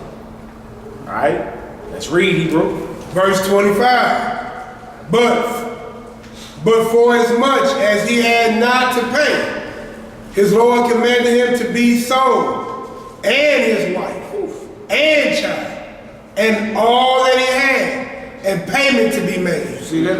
You owe? Well, we about to get that about you. You sold your wife, your children, all that you have, until the books are properly balanced. Y'all see that? They said the kingdom of heaven is like this. That's what the kingdom of heaven is like. Wow. You don't want to come up short in the balances. You don't want to come up and be owing the Most High in that day. Don't.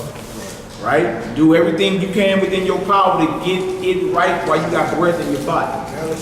Alright? Let's keep reading. Verse 26. Yeah. The servant therefore fell down and worshiped him, saying, Lord, have patience with me, and I will pay thee all. Lord, have patience with me. I'll pay everything I owe. Please don't sell me, my wife, and my children. Have patience with me. Give me a little time, and I'll pay all, right? Let's read. 27. Yeah. Then the Lord of that servant was moved with compassion and loosed him and forgave him the debt. You see that? The mercy of the Most High. See? Now, you don't even owe it no more. He forgave the debt. Balance, zero. Zero balance. It's all good. Because he bowed down, admitted, yeah, you right, I owe. Please have mercy. He moves with compassion, and he ain't say, come back and holler at me. Hallelujah.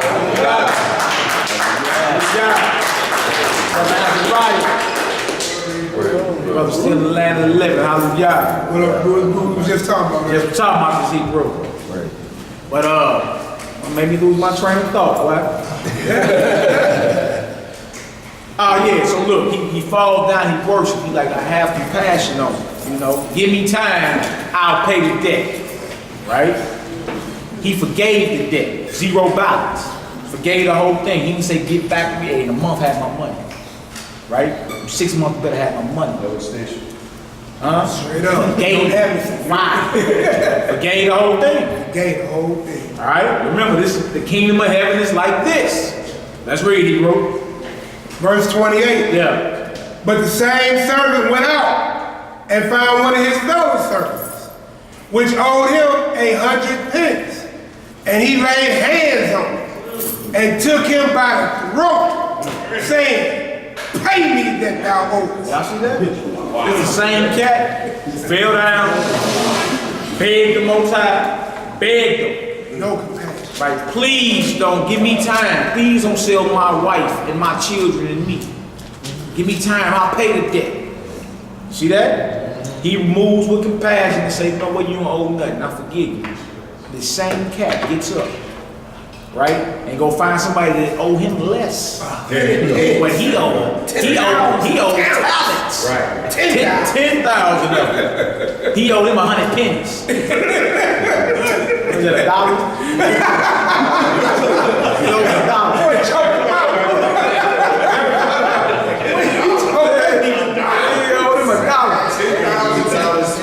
$10,000 to $1. Y'all see that?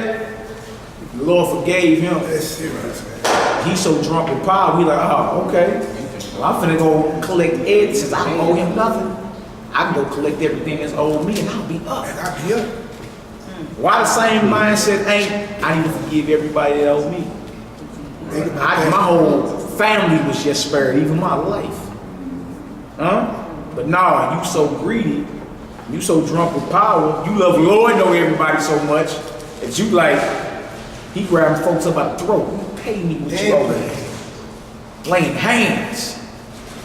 You don't want to be drunk with power, do you? No. Let's read, because this is going against the title of the class, which is right rulings. Right? You got rulings, MISHPATIM, rulings or judgments. You got right judgments and wrong judgments. Yeah. Right judgment we just saw, forgive them. Forgive them. This is about the kingdom of heaven, right? Forgive them. Come on in. Wrong judgment, I'm forgiven. Debt balance, zero balance.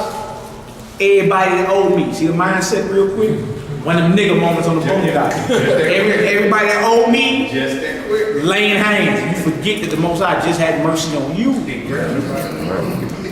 Let's read, my brother. Matthew 18. Read that verse again. Matthew 18, what verse you at? 28, want to read it again? Yeah, Matthew 18, verse 28. Matthew 18, verse 28 again. Yeah.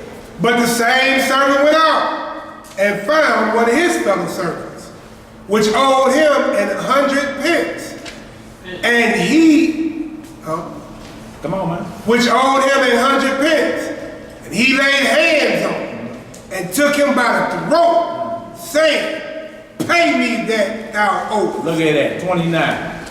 And his fellow servant fell down at his feet and besought him, saying, have patience with me, and I will pay thee all. Same thing he said to the Lord. Have patience with me, give me a little time, I'll give you 100 pennies. All right, come on, Hebrew. Verse 30. And he would not, but went and cast him into prison until he should pay the debt. See that? He gonna lock him up. Huh? Now look, you lock him up, you really can't pay He him. really can't. You lock him up, folks, but he still owes. What system sound like that today? Right. Sound like child support, don't it? That's that old child support Ain't system. nothing new under the sun, is it, Israel? Lock him on up, and he still owes. And gain interest. Evil system. Let's read, huh? Verse 31. Yeah. So when his fellow servants saw what was done, they were very sorry, and came and told unto their Lord all that was done. Yeah. Then his Lord, after that, he had called and said unto him, O thou wicked servant. What kind of servant? Wicked servant. Yeah. Come on. I forgave thee all that debt, because thou desired me. And shouldst not thou also have had compassion on thy fellow servant, even as I had pity on thee? And his Lord was wroth, and delivered him into the torment. Deliver them who? To the torment. Yeah, the tormentors. Son, you know, his angels are allotted over torments. It's about the kingdom of heaven. Go ahead, Hebrew. Till he should pay all that he had, all that was due to him. So likewise shall my heavenly Father do also unto you, if ye from your hearts forgive not everyone his brother their trespasses. You see that? That's the judgment for all of us. Read that verse 34 again. Verse 34. And his Lord was wroth, and delivered him into the tormentors, till he should pay all that was due unto him. Verse 35. So likewise shall my heavenly Father do also unto you, if ye from your hearts forgive not every one his brother their trespass. Y'all hear that? What? From your heart. That's judgment coming. And look, you see the misjudgment on his part. You see, that was a wrong judgment that cost him dearly. So wrong judgments, right? Being drunk with power can destroy you. It causes a ripple effect. It ain't just have to do with him. Remember, him, his wife, and his children have to feel the effects of that. What you do affects everyone around you. Everyone around you. Not in just this generation, but in the generations to come. We feeling the effects from our forefathers. The wickedness they did. So again, if wickedness can have an effect like that, that ripple effect, think about how much greater righteousness can ripple out throughout the ages. What you do affects everybody and everyone around you. Never think you in this thing by yourself. It don't matter how I act or how I conduct myself. And we all been guilty, you know, especially me, you know, we all been guilty. Doing things in certain moments that you shouldn't have been doing, or saying you could have said it a little different than that, you know, or whatever it may be. But what you do directly affects everyone around you. You understand? Wrong judgments can cost you dearly. All right, let's drop it. Let's go to this next scripture. Next scripture is James, the 4th chapter. James, the 4th chapter. James chapter 4. James chapter 4. Then we're going to get into some of these priests of ours, the sons of some of our beloved brethren in the Old Testament, but they sons were sons of the devil. Trip off that. You dedicated your whole life to serving the Most High, but your son is a straight rebel.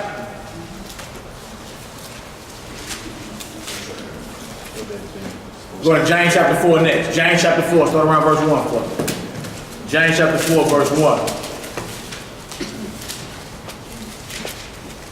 Right rulings. That's why the scripture always tell you, lean not to your own understanding. Like that's not advice, that's a command. You're not supposed to be leaning towards your own understanding. If the commandments of the Most High is not on your mentals, you liable to make all type of wrong. You gonna make all type of wrong judgments and miscalls because you ain't tripping off the commands of the Most High. Everything is impulsive and feelings. The saints supposed to judge the world. You think we're gonna be judging the world based off emotion? You can't be emotional in judgment. It is what it is. Think about it in court. You got 40 years broke down, but he's a good boy. He's a good boy.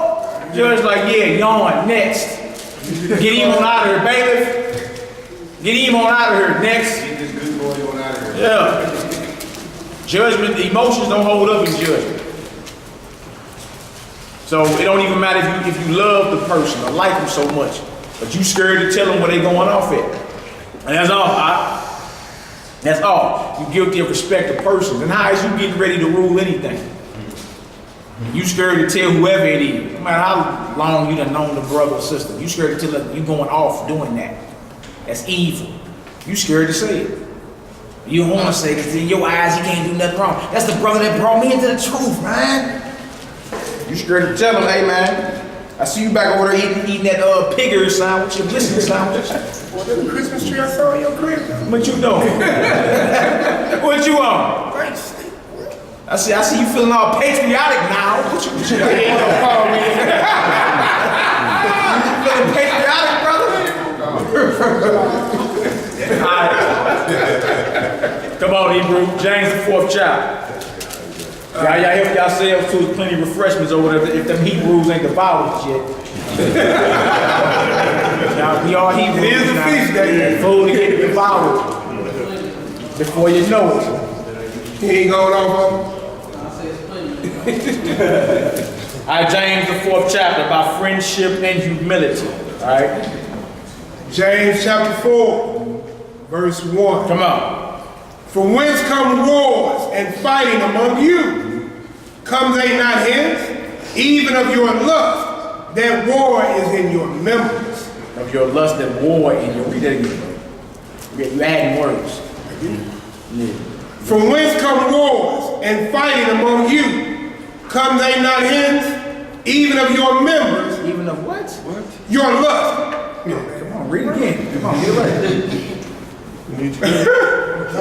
From whence come wars and fightings among you? Come they not hence?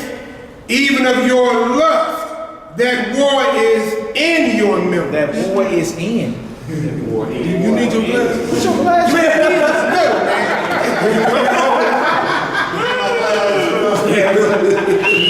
I need a bigger word Bible. Hold on, let me Get you some readers or something. man. It's time. It is time. You got it. Go ahead, grab. James chapter 4, verse 1.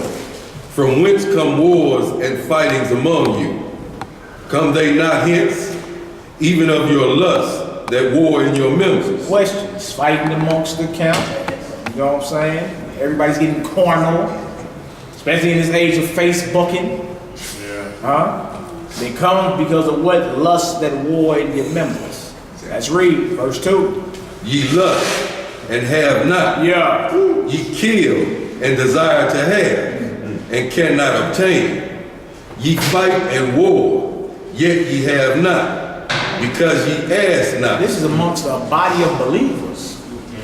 You see that?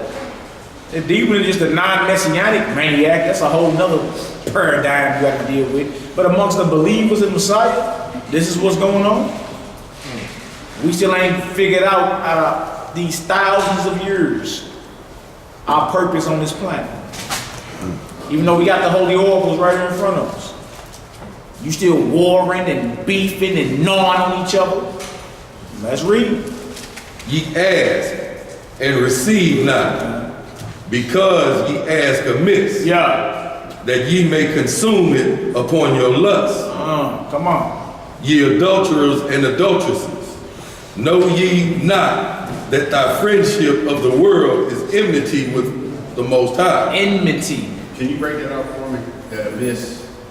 I'm not following that. What you mean? Where you at? At the word Verse abyss. 3. Because you ask amiss that ye may consume it upon your lust. The key, start in verse 2 and read down.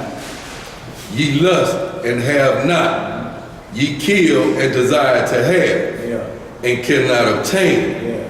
Ye fight and war, yet ye have not, because ye ask not.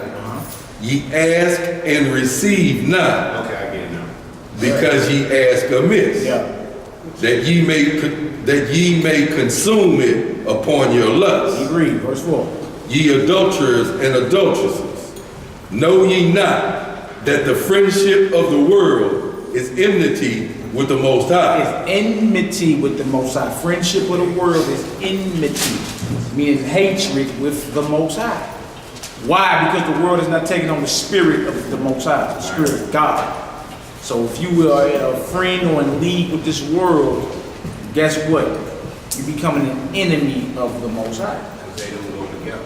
Right, they don't go together. One pumps up works of the flesh, which you can read about in Galatians 5. Then one is promoting the fruits of the spirit. You see?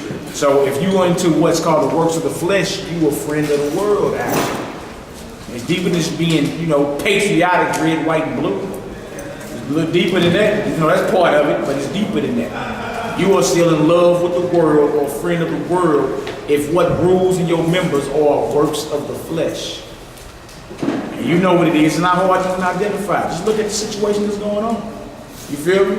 You know that whole crowd over there, and that's not the fruit of the spirit being displayed. You know what it is. Listen to the music that's being played. Look at the body language. Look at what's going on. There's probably gonna be a shootout over there any second. You already know what it is. You got this. You've been given the spirit of discernment to look at a situation and gauge what's happening. They are friends of the world over there. Your whole bunch of this, hands hitting palms, MFers, GD me. Oh, them friends of the world over there. All right, you got something you have? Yeah, Romans 7, verse 21. I find then a law that when I would do good, evil is present with me. For I delight in the law of Yahweh after the inward man, but I see another law in my members, warring against the law of my mind, and bringing me into the captivity to the law of sin, which is in my members. O wretched man that I am, who shall deliver me from the body of this death? You done with that? Break yourself off, bro. Warring in the flesh and warring with the inward man. You know what I'm saying? When you always start trying to do good, then you find yourself in having a problem with your mindset, like, man, should I do good? Or man, then you all end up not even worried about doing it. Because you know you should do good. You should know you should be telling somebody about the truth. But I'm gonna go on and continue doing what I was doing. I'm gonna keep riding. I'm gonna go hop back in the car, forget telling that person that I know just walked back and he spoke to me and said, how you doing? But yet you didn't want to do good. You feel me? Then you tripping off your flesh in this world. You feel me? Yeah. You know what I mean? Or yourself, if you want to do evil. Like, man, knew when you shouldn't have done that, but yet still you done it. Yeah. Come on, let's keep reading, bro. You got a question?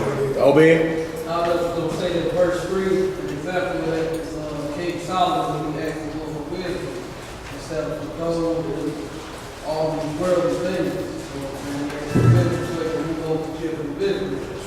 And he asked for gold so he can go all out and all that type of stuff. Yeah. Wisdom. And he received it and received everything in return. Yeah. Excellent point, bro. All right, where we at? Continuation of verse 4. Yeah. Whosoever therefore will be a friend of the world Yeah.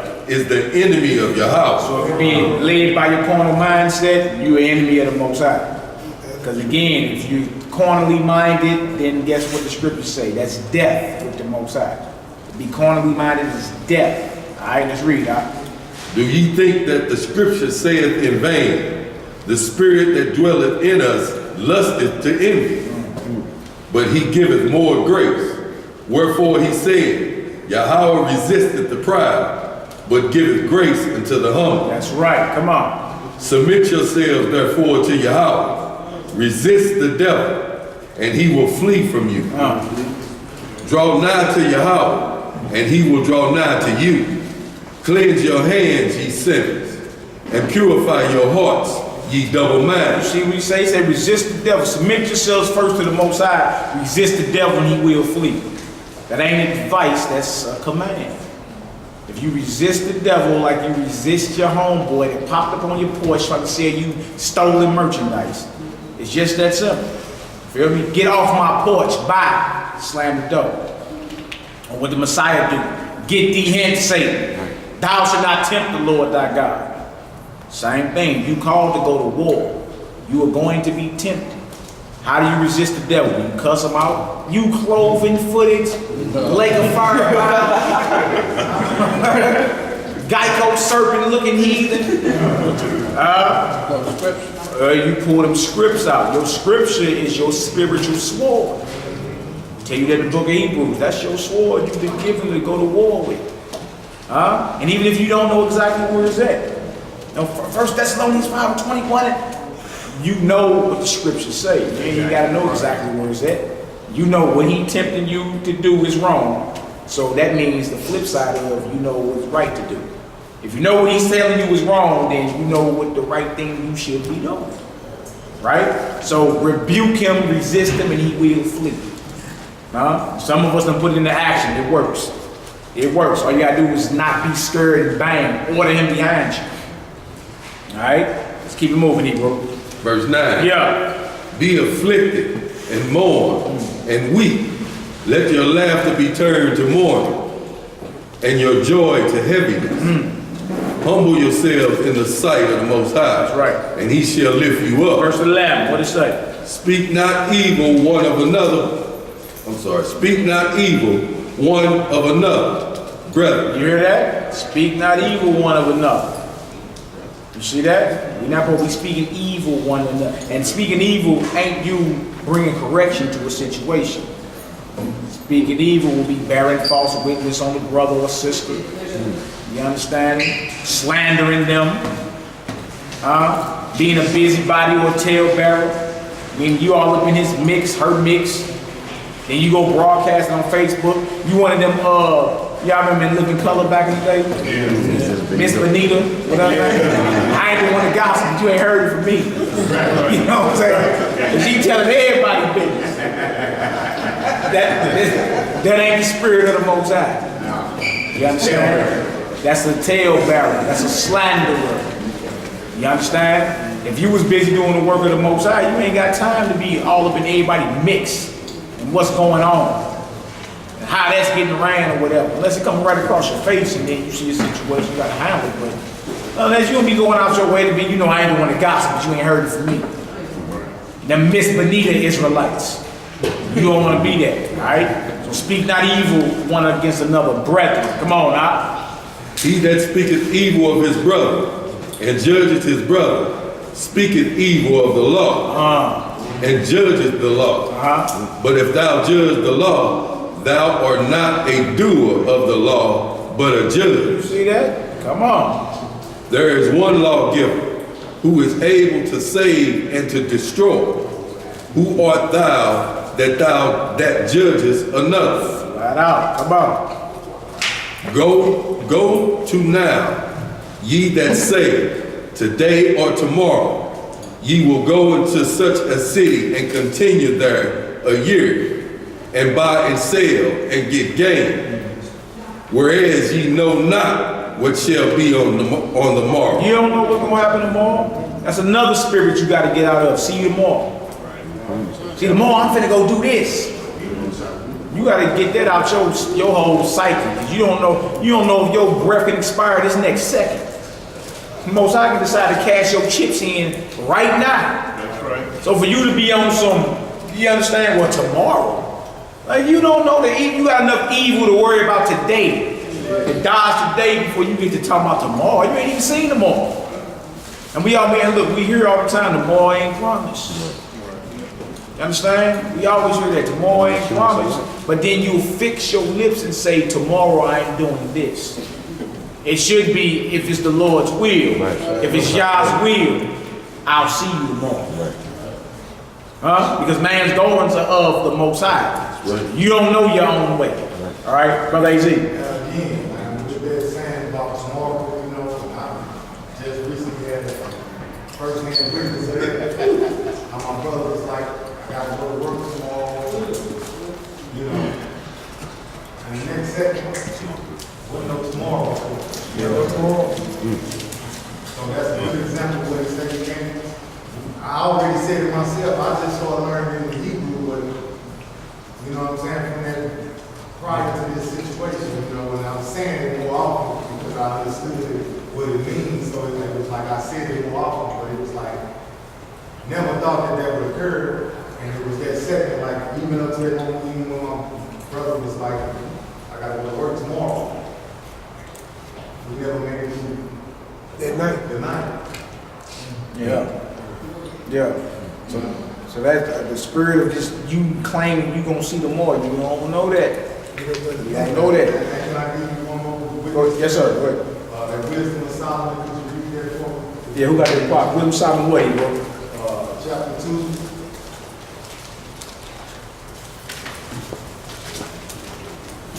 What verse you want? I want you to read it, verse 1 through.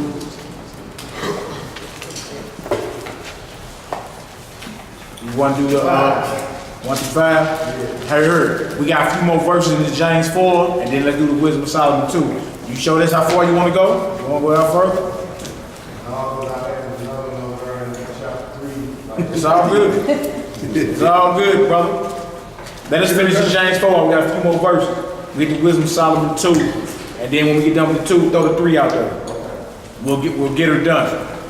All right, James 4. Let's finish this off, Hebrew. James chapter 4, verse 14 again. Yeah. Whereas ye know not what shall be on the morrow, for what is your life?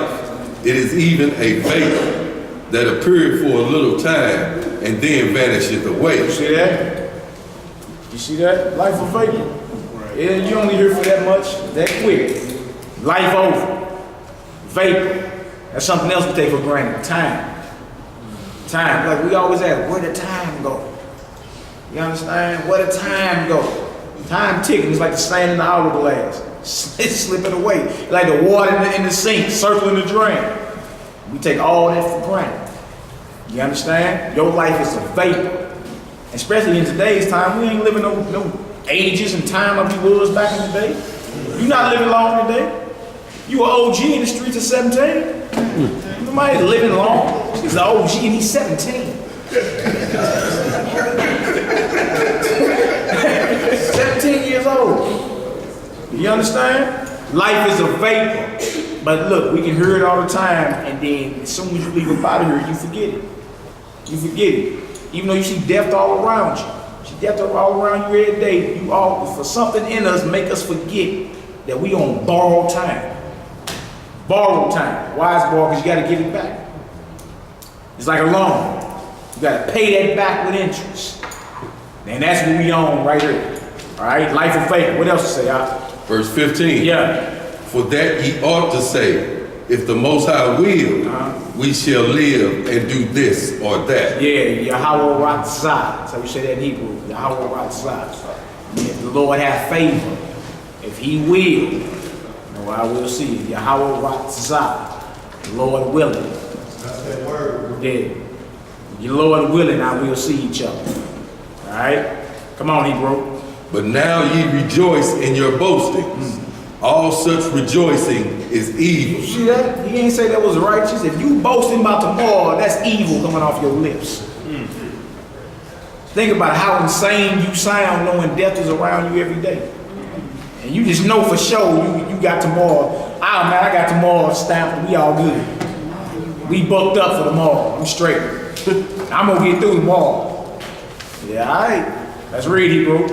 Therefore, to him that knoweth to do good and doeth it not, right? To him it is sin. You hear that right there? It's another definition of sin. He that knoweth to do good and don't do it, that's sin. You be inspired to do something righteous and you put it on the back burner, what are you doing? You heard the work, the righteousness of the Lord. What are you doing?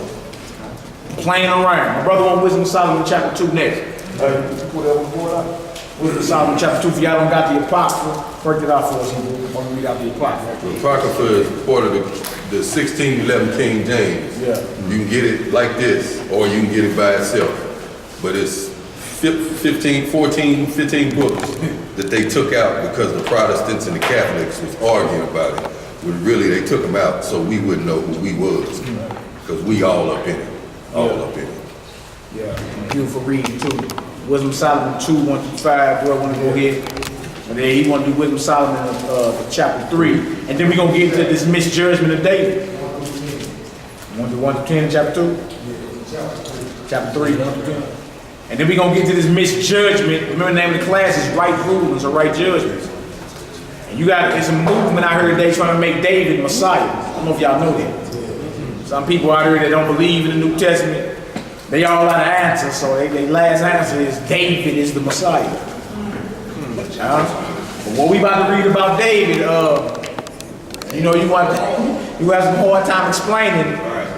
The wife still in David, you talking about? David who had a man killed, that David? Yeah, I mean the brother was, was major in Israel. He never talked down on our forefathers. But he got transgressions on his jacket just like all us. If not worse. If not worse, because I know some of y'all ain't had no man killed for his woman. Some of y'all.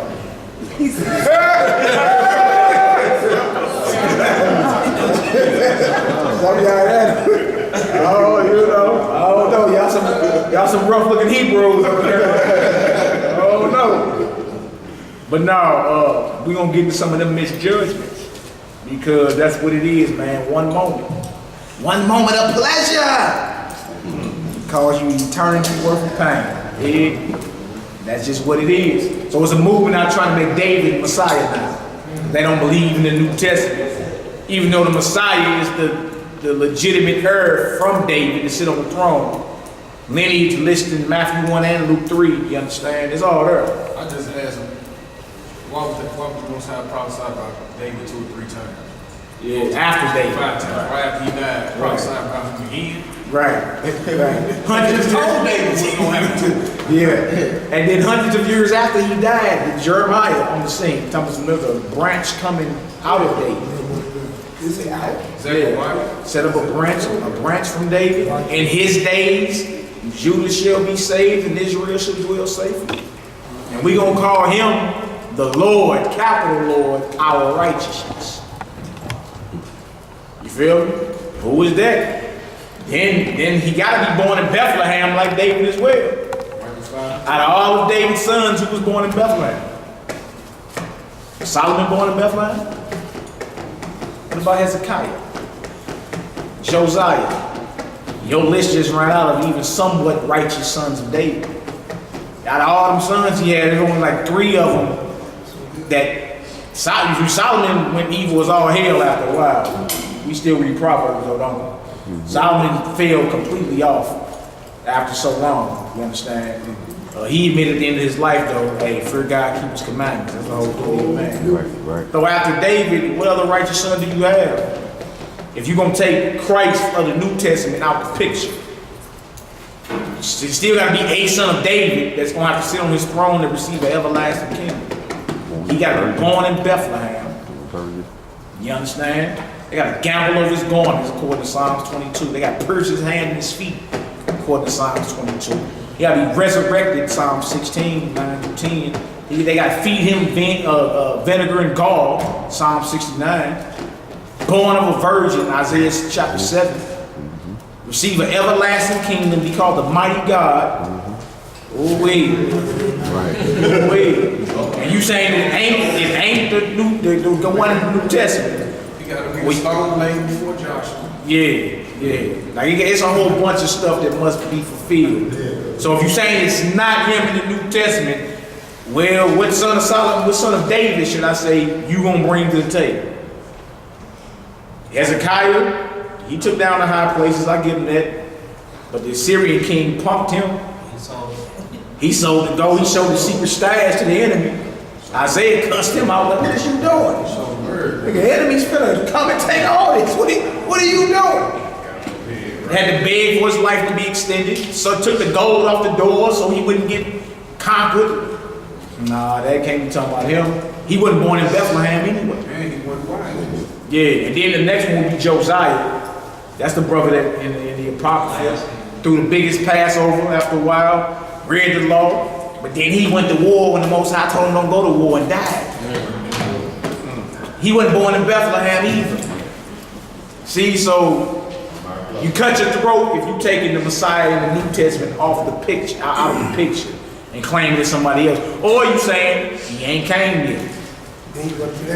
Now that's a major problem in itself, because you an Israelite here in America. Bethlehem is currently occupied by Palestinians and imposter Jews. So that means you got to be redeemed out of America. We got to get back into the land, all 12 tribes. For the Messiah to be born. His hands and feet got to be pierced. He got to be crucified, resurrected. You got to go back into slavery. For another 400. That ain't making no sense. It just ain't making no sense. You see? So when they do that, they cut their own throats. And when you ask them about these certain prophecies in the Old Testament, well, who is this right here is talking about? They ain't got no solid answer. There's a whole bunch of shouldas, wouldas, and couldas. It might be, it could be. How you gambling with your soul on it might be, or it could be. You understand? That's where we at with this. Let's get this Wisdom of Solomon 2, 1 through 5. Then we're gonna get to our forefather David. Some of his misjudgments.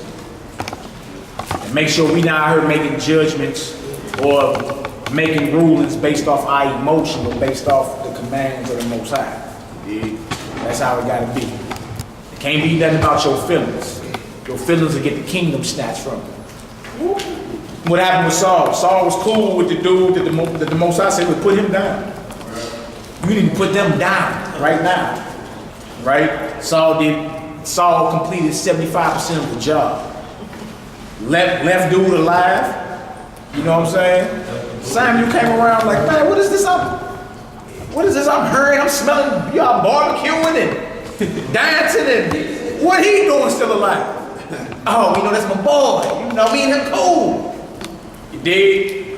That cost him the kingdom. That's why David was rose up. Because Saul was disobedient. Disobedience is as witchcraft. You see? So you being stubborn, you being disobedient because you like somebody, but there's a judgment got to be said or whatever. You understand? It can cost you eternity. So, you can't be emotional.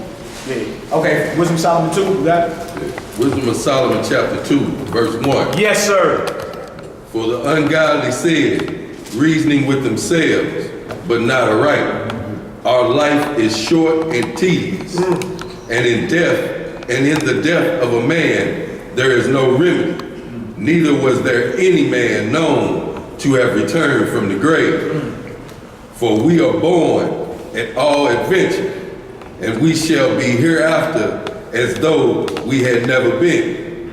For the breath in our nostril is as smoke, and a little spark in the morning moving of our heart, which being extinguished by our body shall be turned into ashes, and our spirit shall vanish as the sulfur, and our name shall be forgotten in time, and no man shall have our works in remembrance, and our life shall pass away as the trace of a cloud, and shall be dispersed as the mist that is driven away with the beams of the sun, and overcome with the heat thereof. For our time is a very shadow that passeth away, and after our end there is no returning. For it is fast sealed, so that no man cometh again. Read the next few verses. What else is that? Come on, therefore, let us enjoy the good things that are present, and let us speedily use the creatures like as in use. So they realize they got a short time, but they like, look, they not gonna use their time to get right with the Most High. They like, look, we about to party like it's 1999. We about to live it up. Everything they said from verse 1 through 5 is true, because it said they said within themselves, but not to right. Right? What was not a right is their mindset that they took because their time was short. If your time is short, you need to be doing what you need to do to please the Most High. Not live it up like it's, you know, whatever, like ain't gonna be no consequences and repercussions for the decisions you make. It's a wrong judgment. What the next verse say? Verse 7. Yeah. Let us fill ourselves with costly wine and ointments, and let no flower of the spring pass by us. Let no flower of the spring pass by us, huh? Come on. Let us crown ourselves with rosebuds before they be withered. Come on. Let none of us go without his part of our voluptuousness. Let us leave tokens of our joyfulness in every place. For this is our portion, and our lot is this. Verse 10, what it say? Let us oppress the poor, righteous man. Let us do what? Let us oppress the poor, righteous man. Come on. Let us not spare the widow. Let us not spare the widow. Let us oppress the poor and righteous man. Come on. Nor reverence an ancient gray hairs of the age. Come on. Let our strength be the law of justice. For that which is feeble is found to be nothing worth. Look at it. Those things that are weak ain't worth no value. Let us oppress. Let us pillage the house of the widow. Their time is short. They using their time to do everything that's against the Most High. They not using their time to get right with it. One more verse and we can jump. Therefore, let us lie in wait for the righteous. Let us do what? Let us lie in wait for the righteous. Right. Because he is not of our turn. He's not for our turn. You see what he's saying? Let us lie in wait for the righteous. Because he ain't for us. Why? Because the righteous is going to be reproving the wicked. You know you ain't supposed to be doing it. It's like what John the Baptist did with Herod. What he did with Herod. He was like, man, you know you ain't supposed to be having your brother's wife. Well, that got his head cut off. You understand? But the wicked know the righteous is not for them, because the righteous is going to always be a constant reminder that you wicked, and unless you turn, the Most High got something for you. All right, let's read out. And he is clean contrary to our doom. He is what? He is clean contrary to our doom. Come on. He upbraideth us with our offending the law. He objecteth to our infamy and transgression, the transgressings of our education. Strip off that he upbraideth us with our offending the law. That's what the righteous do. When you see law breaking, you call it to the max. What is y'all doing? That's evil. You see? So the wicked don't like it. Nobody like to be told when they wrong. It's like a nuclear bomb went off or something. Can't tell nobody they wrong. They be like, what did you say? What? Huh? It's like a bomb that went off when you tell somebody, hey, you know the Most High is not down with that lifestyle. Most High ain't down with no carpet munching, Missy. Just what it is. What you want me to tell you? When you run around here broadcasting this contrary lifestyle. You a sister, I don't want to see you get put down by the Most High. You need to stop doing that. It's like a bomb go off, like, what did you, what? Shut up! They got me messed up! Shut up! You like, hey, I'm saying. We just went through that the other day. Yeah, we talking about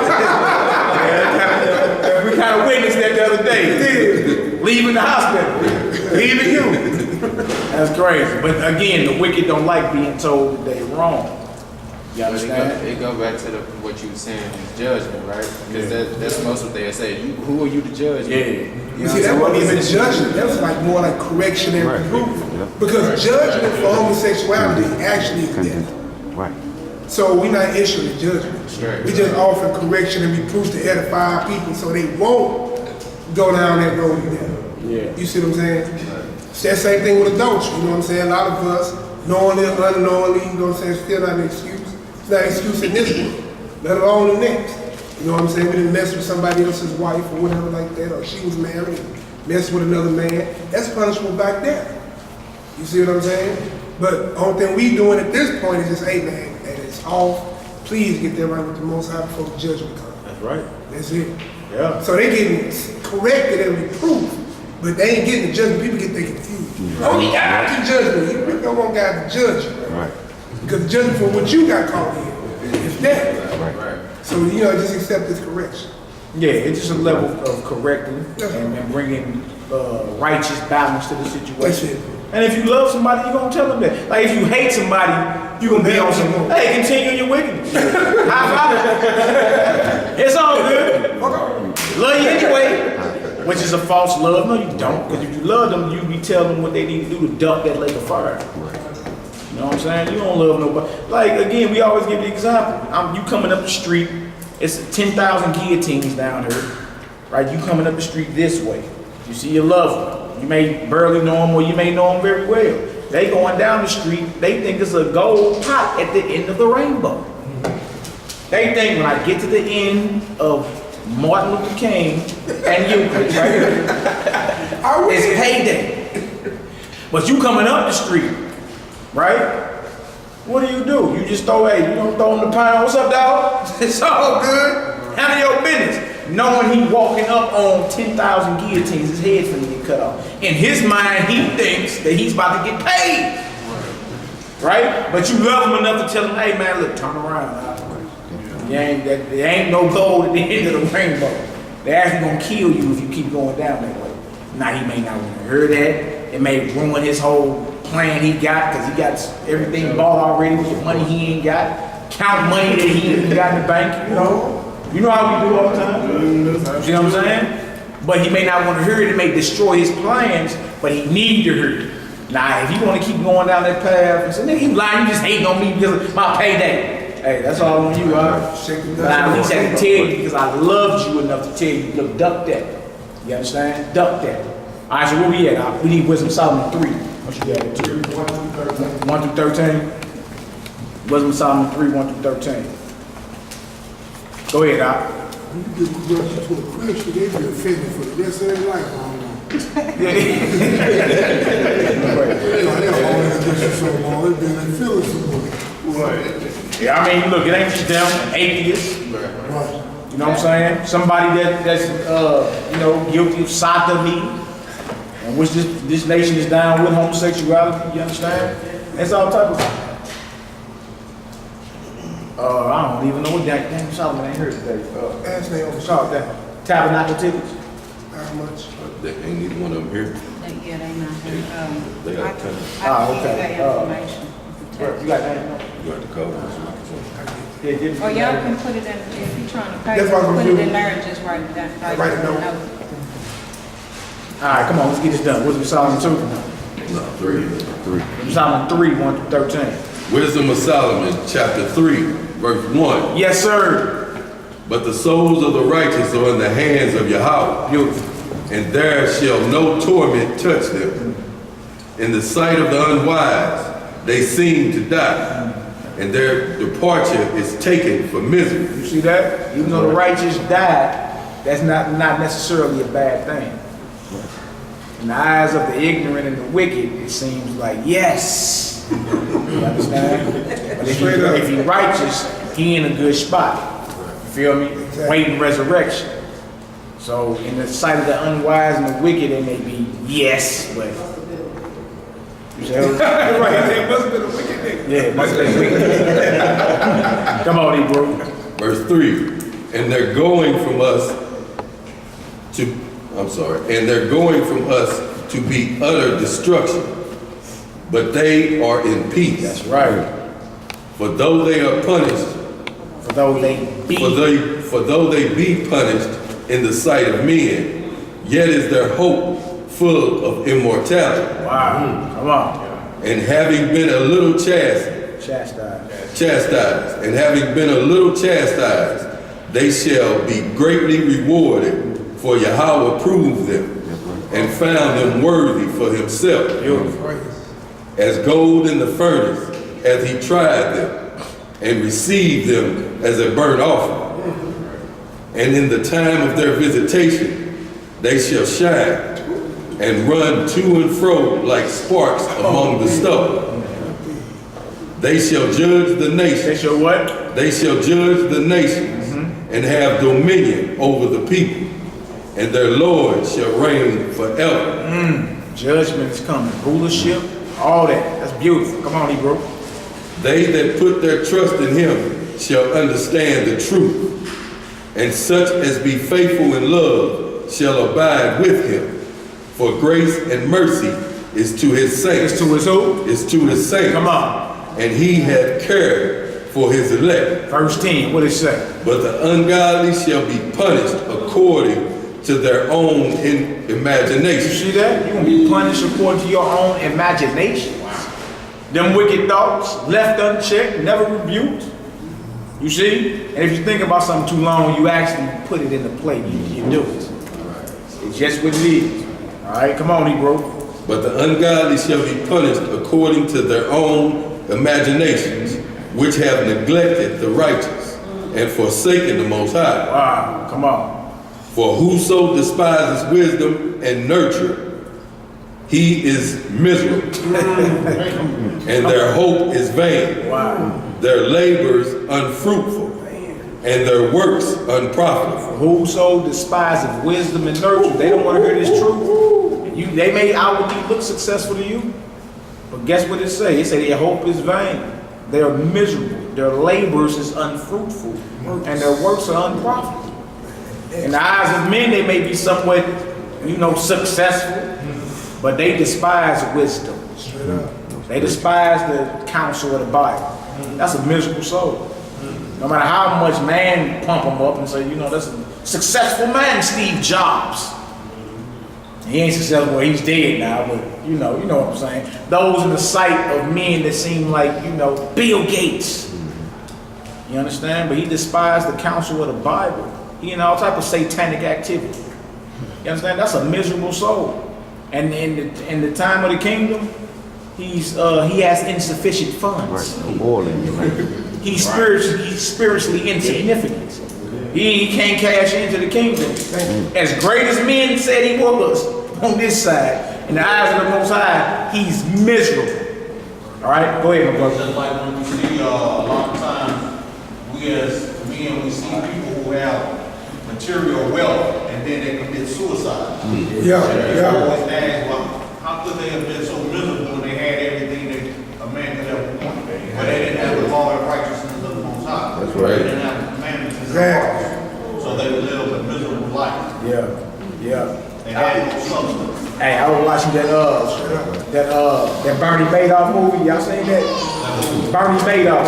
Remember Bernie Madoff had the biggest Ponzi scheme in American history back in 2009. It's a movie out. Robert De Niro playing Bernie Madoff. You understand? And he's like, man, it's all a lie. Like all the money they gave me, the accounts, I made everything up. Right? They locked him up for 30 years. Right? Both his sons ended up dying. One son hung himself back in like 2010, and his other son ended up dying from cancer or whatever. You know what I'm saying? But his one son actually hung himself. He couldn't take it. He's like, boy, my father was the chairman, came up with all type of NASDAQ regulations and laws, and like this is Bernie Madoff here. And when he finally got caught up, he admitted, look, I made all of it up. It was the biggest Ponzi scheme in American history. About over $75 billion, with around $60 billion still unaccounted for. Sounds like he took the fall for somebody. Yeah, it's me. But his sons and them ended up hanging him. His son hung himself. You understand? It made it look like they hung themselves. Yeah. I'm just saying, like, let's go back to what Elisha's talking about. to where, or what the script is talking about, without the laws of the Most High, you're miserable. Yeah, your soul. You feel me? It don't mean nothing. Like in the eyes of men, you living a great life and getting pampered, rose petals and the flies, silk draws on, whatever. But in the eyes of the Most High, it don't mean nothing. And when it's time for the kingdom, insufficient funds. Let's read it, bro. Verse 12. Yeah. Their wives are foolish. Their who? Their wives are foolish, and their children wicked. Come on. Their offspring is cursed. Wherefore, blessed is the barren that is undefiled, which hath not known the sinful bed. She shall have fruit in the visitation of souls. Yeah, like the righteous barren is better off than the fruitful wicked. A whole bunch of wicked fruit. What did that prosper you? Right? But you barren, but you righteous. You say, look, she gonna have fruit in the visitation of souls. Most I ain't forgot her. You understand? So what it is just showing you that both extremes of what this thing is right there. Like the wicked in the eyes of men got it made, but really they ain't got nothing made. You understand? The richest man, the Rothschild banking family can't buy a piece of the spirit you possess. You can't buy this. You can't find this online for $59.99 plus tax. You can't find this truth online and you purchase it with your debit card or your Bitcoin and nothing like that. It don't work. You understand? So you actually in a better place. That way, when everything go cashless, when society collapse again, you understand? When the stock markets crash, you in a better place than those that had all that and never even considered the Lord. You already used to suffer. You already used to your lights getting cut out. More month than money, like that. You saw that. But you used to more month than money. One check away from being homeless. You saw that. Up and down, arguing over bills. You saw that. So when it happened, you understand, you're going to be in a better position than those that's been living this lie this whole time. All right, you got something out? Yeah, you know, we all know that Revelations 2:9 says, I know thy works and tribulation and poverty, but thou art rich. Yeah. And I know the blasphemy of them which say they are Jews and are not, but are the synagogue of Satan. You know, he said, I know what you're going through, how hard you're working, your tribulation, your poverty, but you're rich. Now, how you impoverished but rich at the same time? Rich in spirit. Rich in spirit. Rich in spirit. That's why he say, blessed are the poor, for yours is the kingdom of God. So your riches in it. Yeah. All right, let's get into this David situation. Let's go to 2 Samuel chapter 11. 2 Samuel chapter 11. Let's get into this. Misjudgment. Again, y'all, right rules. Right rules. Lean not to your own understanding. That's theirs if you don't be all emotional when it's time to make a righteous decision. You all jacked up in emotion. But my mama said, that's my homeboy. You know, he could never do wrong. Look, man, you don't know the mind or the depths of the minds of men. You don't know the evil that men do. That's why the Most High gave us his holy orders that we supposed to be going over constantly. And when you see something that's off, man, you're supposed to bring it to the mat. Call it to the mat. It is what it is. You understand? And then what it is. You got some more? I'm going to say that Wisdom of Solomon 3 verse 16. To see what happens. What it say? Yeah, bring it up. Bring it up. Oh, you ain't got it. Zebediah or Verse 16, as for the children of adulterers, they shall not come to their perfection, and the seed of an unrighteous bed shall be rooted out. But though they live long, yet shall they be nothing regarded. And their last age shall be without honor. Or if they die quickly, they have no hope, neither comfort in the day of trial. For horrible is the end of the unrighteous generation. Yeah. Let's bring it out. It is what it is. All right, 2 Samuel chapter 11. Haynes, it's on you. 2 Samuel chapter 11. And it came to pass, after the year was expired, at the time when kings go forth to battle, that David sent Joab and his servants with him and all Israel, and they destroyed the children of Ammon, and besieged Rabbah. But David tarried still at Jerusalem. Hold on. Ain't David the king? Now what this first said, this say, when it came to pass after you were spared at the time when kings go forth to battle. Strike one. What is he doing at home in Jerusalem? He supposed to be at war. Strike one. See, he wasn't even supposed to be in Jerusalem to get caught up in this temptation. He supposed to be at war. He stays home. He take this battle off right here and stay home. Let's read, my brother. And it came to pass in an evening time that David arose from off his bed and walked upon the roof of the king's house. And from the roof he saw a woman washing herself. And the woman was very beautiful to look upon. I was like, time. You know, out on the roof, stretching rotation, you know, look on over and see him a bad daughter of Zion, like, man, who is, fellas, y'all know when y'all see a woman that's beautiful, first thing on your mind is, man, who is that? Dude, she got a husband? That's the first thought on your mind. Who is that and who is she wife to? Now, why you asking that? Because you want to what? Play patty cake, shoot the breeze? Why you asking? Why you need to ask? Why you need to know? Why you need to know who she is and if she got a husband? So she can be your wife. I'm speaking to the fellas. Tommy, why would you ask that question?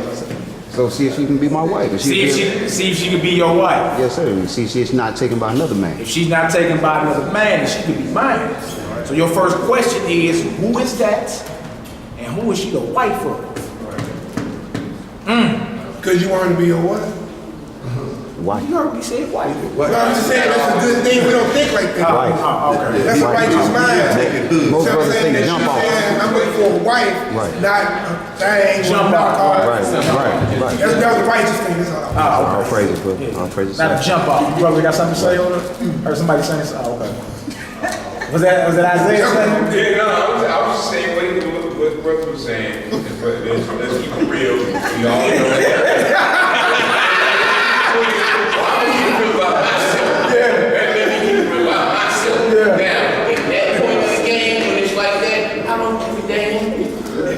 What it is? You trying to have a I'm jump on off? scene. It don't matter. It don't matter. I already know I'm finna sin. So I just want to know how far my sin, I gotta negotiate with myself. You know what I'm saying? How much I gotta lie to myself. How I gotta rationale my sin out. Okay. I'm saying, you speak of your past life.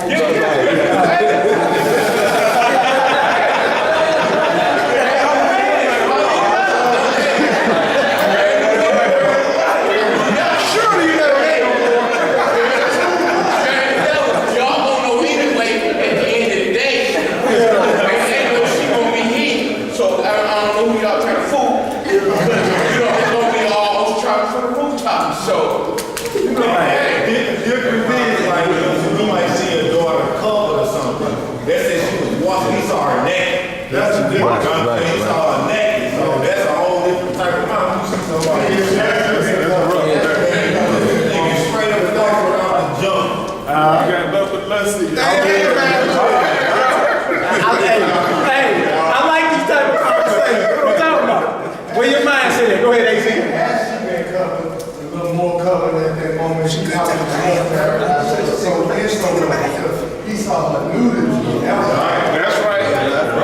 He went over here with her, but if she was coming in, like, oh, Hey, she's taking a bath though, you know. She can't be too much.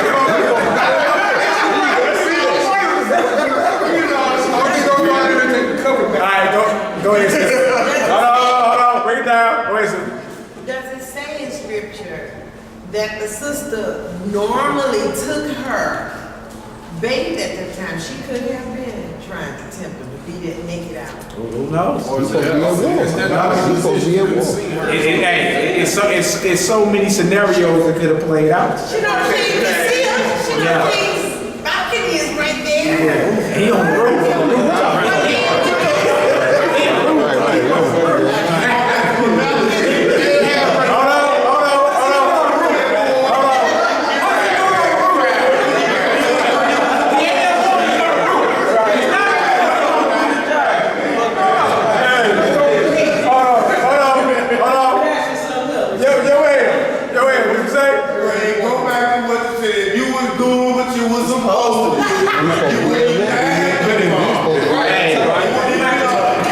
that whole scenario wouldn't have played out. Right. So you see again, you take you a rock, you skip a rock in a pond or whatever, them ripple effects spread out, right?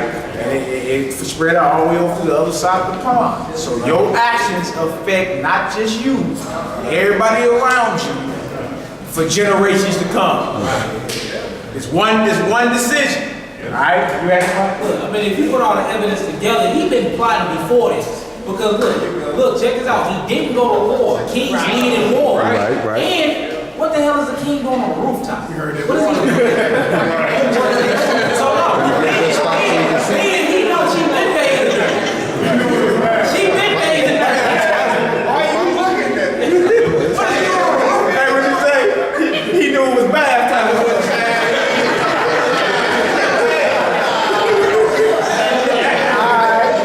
Alright, hold on. We got somebody else. Hold on, y'all. Sister Dinah. I'm just saying, but it went really wrong when you had a husband killed, right? Oh, yeah. But look, started off wrong. You're supposed to be here all this. You're not supposed to be here. hey, it was a ripple effect because it started off wrong. Why he ain't at war? Why he ain't at war? Why are you on the roof? Yeah. You might like to chill on the roof, man. You know?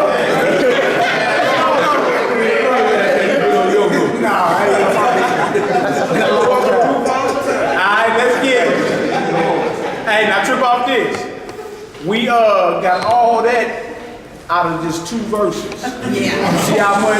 You see how much you can do? Look, what the heathen do when they reproduce the Bible, like make movies out the Bible, they do what's called extrapolating. That's what we just did. We played every scenario out, you feel me? Read the text and pulled out of it everything we could have possibly pulled out of it to paint a proper picture in your mind. You can't even be no successful movie producer unless you know the Bible. Everything about biblical events, end time events, they gotta have some type of knowledge of the Bible to be a successful movie producer. Not nothing else. You understand? And they do what's called extrapolating. That's what we all just did. We sat here and laughed about it, but that's what we just did. And then was just 2 verses. Alright? What else we got? Let's read, Hebrew. Verse 3. Yeah. And David sent and inquired after the woman. And one said, is not this Bathsheba, the daughter of Eliam, the wife of Uriah the Hittite? Pause. You sent word, right? Word come back. She's married. Huh? So you still got you one out right here. Even though you supposed been at war, right? You sent word come back. She belonged to Uriah the Hittite. And regardless if it was a major cat in your army or not, or if it was the average Joe Israelite, that's still adultery. She belonged to somebody. You see? So he had a chance right here. Cut it off. Oh, that's Uriah. Man, tell Uriah, tell this woman don't be out here bathing. He could have sent word back. Hey, go send word to your head. Tell my head busting Uriah. Tell this woman don't be outside bathing during this time. I'll be on my roof stretching.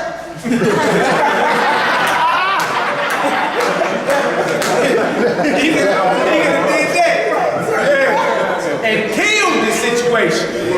Right? But as we do with sin, which we should not be doing, roll the dice again.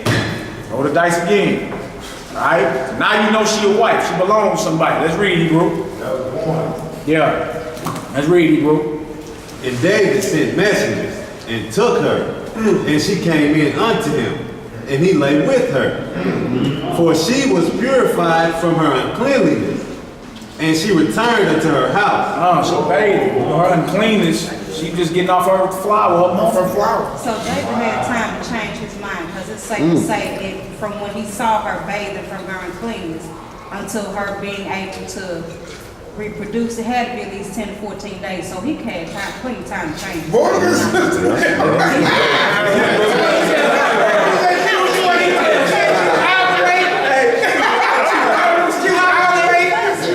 He could have turned away then. But as we do with sin, keep rolling the dice. Sis just pulled out a very important straight up. You had about 2 more weeks to Time out. not commit this transgression.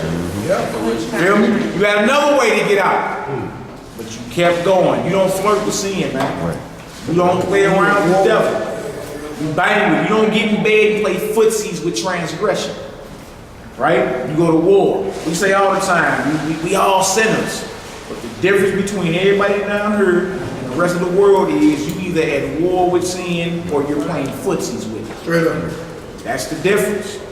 You understand? You don't want to be somebody that's playing footsies with sin or playing Russian roulette with your soul. You don't want that to happen. Alright? It's iniquity supposed to be chopped as soon as it show his head. Chop it. Don't even play around with it too long because eventually you're going to get bit. Alright? Let's keep reading. Yes, ma'am. Could she have said no, or did she have to go with him because he was the king? She can, matter of fact, we need the history of Susanna. That's a good one too. And the Apocrypha. The history, because you got the Apocrypha. I seen you over there. Read the history of Susanna when you get a chance. Susanna? Yeah, the history of Susanna out the Apocrypha. That sister stood on it. They were trying to run a train on it. Menage a trois, evil judges. They were plotting to run a train on it. She was the wife to a major Israelite in captivity. You feel me? And they was like, well, look, unless you lay with us, we're gonna tell everybody that we saw a little Jack hop out in the bushes over there, and y'all was over there in the bushes getting it on. So they plotted on the sister, and she was like, look, I'll die before I transgress the law of the Most High. Bathsheba should have been on the same thing. Regardless of whoever sinned. And David's not above the law of God. And what we have in her is that she didn't cry out. Right. Because had she cried out, it would be considered what they did would be rape. You feel me? And the fact that rape ain't on the record means that she was down with it. See? So we got wisdom of Solomon. Now what we're talking about the history of Susanna, when you read that, that's about a sister who they was trying to do they were trying to do a choo-choo on her.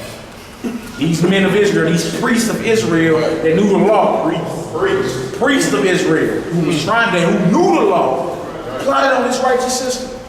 Plotted on him and say, look, unless you give us both that, now we gonna tell everybody that you was laying with little Jack over there, and when we came in, he hopped out the bushes and ran. And she's like, I'll die before I go against my God.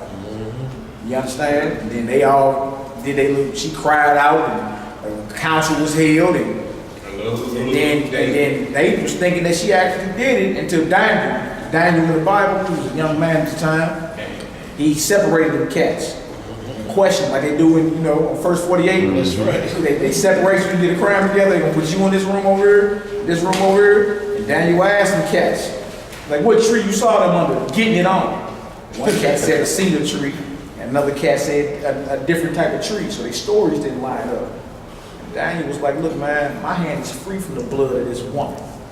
These cats is evil right here, and them cats are gonna get killed for them plotting on sister to take her innocence.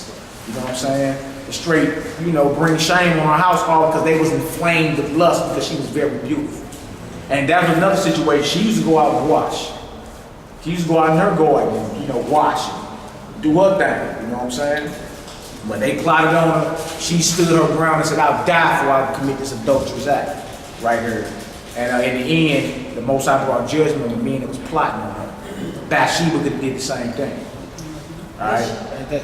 Go ahead, I'm coming to you. Go ahead. Ain't that kind of what the fallen angels did with the book of Enoch? Where they kind of like forced themselves into humans and stuff like that in order for them to go into creating different species of people or whatever, however it went down. The giants and all that? Yeah, the giants and everything. It's basically the same thing they did, though. They forced it upon those group of, I don't know if it was Israelites or Gentiles to do that, correct?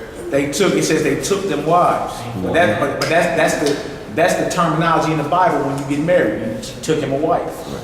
So we don't got to rape on the record. We can't put that in there because we assume. You feel me? So just because you read they took them wives, that means rape or force. You see what I'm saying? Took wives is an old term for you got married. They took him a wife. You know what I'm saying? Because right after that, they they started Hold on, I got her and I got you. After that, they started teaching the women, meaning the women was sticking around and receiving their teaching. They Yeah. took it down to what from the jump. So it was willing for them, but they was being taught. They was participating. The Bible is specific about what rape is. Like when Dinah got raped. And this is when they call out, basically, right? Yeah, because if you, of course, you against that. You like, man, I'm not with this. Sure. So a woman will cry out. You know what I'm saying? When you ain't crying out, you ain't giving up no type of fight. You cool with it. Right? You cool with it. You understand? So the Bible's real specific about what rape is. David's daughter got raped. One of his daughters got raped.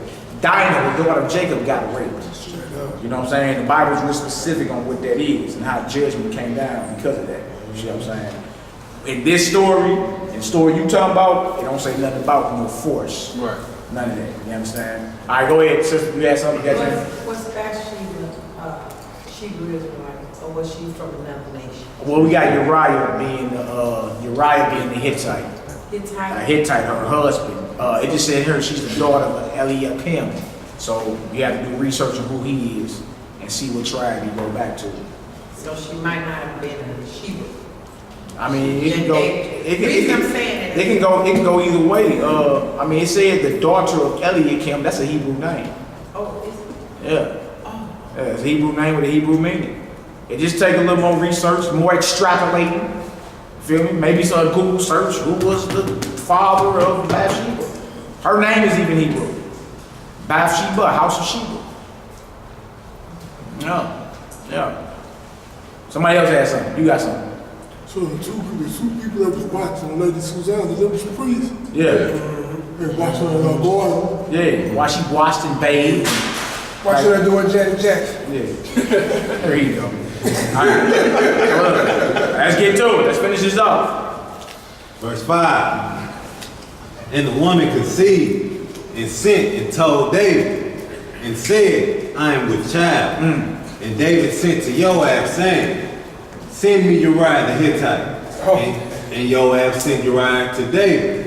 And when Uriah was come unto him, David demanded of him how Joab did, and how the people did, and how the war prospered. And David sent to Uriah, and David said to Uriah, go down to thy house and wash thy feet. And Uriah departed out of the king's house, and there followed him a mess of meat from the king. Look at him. He's gonna go on down, go lay with your woman, relax. When you've been battling the wars of the Lord, put your feet up. Put your feet up, get washed up, go lay with your woman. Here a whole banquet of food for you too. What David trying to do? Trying to cover up his transgression. Now you sending him home so he go lay. Look, a man been in war fighting. Look at him, a beautiful, good smelling woman at home. What the first thing you gonna do when you get back home? Hopefully. You understand? You understand? Like, so David in his mind, trip off how deep David's mind is going. He's plotting. He's trying to cover up his transgression. Because if she were child, but Uriah hurry up and late with her, it would never be suspected that that's David. See? Right. See? So instead of any type of repentance, instead of any of that, David like later for that, I'm about to cover this wicked act up. Tell Uriah, come here. How the war's going? Give me a war report. What's going on the front line? Soldier. What's going on? He's one of his head busters. You did? He not even no regular buck private. Like this is the cat that got ranking Davis on. For real. So how everything going? Look, man, go take the evening off. Go on home, wash your feet, get with your woman. Oh, and just to eat good too. And there you go. Bank good. I'm catering tonight. This is me for you. For you fighting this good old war for us. God loves you. God speaks. At the church. Because in his mind, if he lays with his wife, then he can cover up the transgression. That what? That's your child. Now guess who else gotta be in this scheme with David? Bathsheba. She gotta be complicit in this as well. Because you knowingly knocked up by David, about to let your husband come home from his war and have his way with you. Huh? You see how one moment of pleasure. This ripple effect, I'm talking about, came all the way down to our present time to this very day.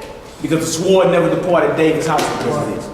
That's where you get all the black on black crime, the curse of black on black crime and all that. From this action right here. The sword never left his house for this. It started with his sons banging over his throne, down to his sons in the streets of America killing one another. Yeah. Let's keep reading. Verse 9. Yeah. But Uriah slept at the door of the king's house with all the servants of his lord, and went not down to his house. Trip off Uriah's mindset. Man, it's a war. I ain't got no time to play no footsies. Right. We banging out here. You know, Lord told, your master, the king said, go home, man. Uriah like, bro, look, we at war. I'm not thinking about no loin warfare right now. I'm good. I'm good. I'm sitting at the door of my master's house. The enemy may be trying to get at us. Wow, diehard soldier, Uriah the Hittite. He ain't even no Israelite. That's another doctrine out today. Everybody in the Bible is an Israelite now. We'll talk about that later. You did, but watch. I'm pretty sure within the next week, Uriah is Israelite too. Yeah. That's gonna be the topic on Facebook. Uriah the Hittite, the Israelite. Did y'all know this? Just lived in the city. Everybody's an Israelite now. You like, no. Y'all lacking basic reading comprehension. Alright? So look, trip off this. This is a brother that believes in our God, right? He's a foreigner, but he believes in our God. And he got rank in David's army. He one of David's top soldiers. And look, he got so much heart for the Lord. He like, man, I'm not about to go home and lay with my wife, man. We at war.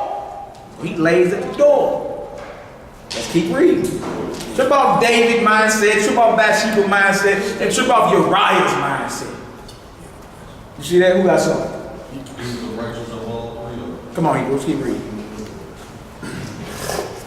And when they had told David, saying, Uriah went not down into his house, David said unto Uriah, camest thou not from thy journey? Why then didst thou not go down into thine house?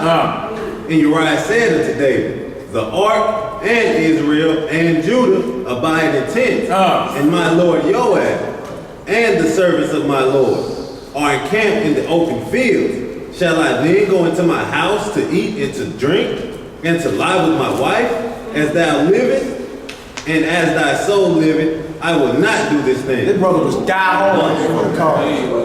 And like Elijah just said, he was the most righteous out of all three of them. And he wasn't even no Israelite. You see, like, man, the ark is in a tent. My men is encamping in open fields. But I would like to go eat, drink, and play footsies. I'm not gonna do that. As my soul liveth and as the Lord liveth, I ain't doing that. I'm good. David's still trying to get him to cover up his transgression. Ain't nobody repented out of this matter yet. No repentance yet. Wow. Come on, Hebrew. Verse 12. Yeah. And David said to Uriah, tarry here today also, and tomorrow I will let thee depart. So Uriah abode in Jerusalem that day and the morrow. And when David had called him, he did eat and drink before him, and he made him drunk. Made him what? He made him drunk. Get that 1738 out there. Good old good stuff on out there. Go ahead, eat and drink, you know. Get your buzz on, Hebrew. Come on, Hebrew. And at evening he went out to lie on his bed with the servants of his Lord, but went not down to his house. And it came to pass in the morning that David wrote a letter to Joab and sent it by the hand of Uriah. Because you know, if a man eat and drink, you know, and ate good, got him good, you know, your next thing is I'm just be about my woman. You feel me? You eating and you drinking. Eat, drink, and be merry. Live joyfully with the wife whom thou lovest all of thy life. Right? You eating, you drinking, your next thing, I'm tired of being around these hard legs, man. Let me go give him a wife, you know. Catch up with y'all hard legs later. You see how all the head nods in here?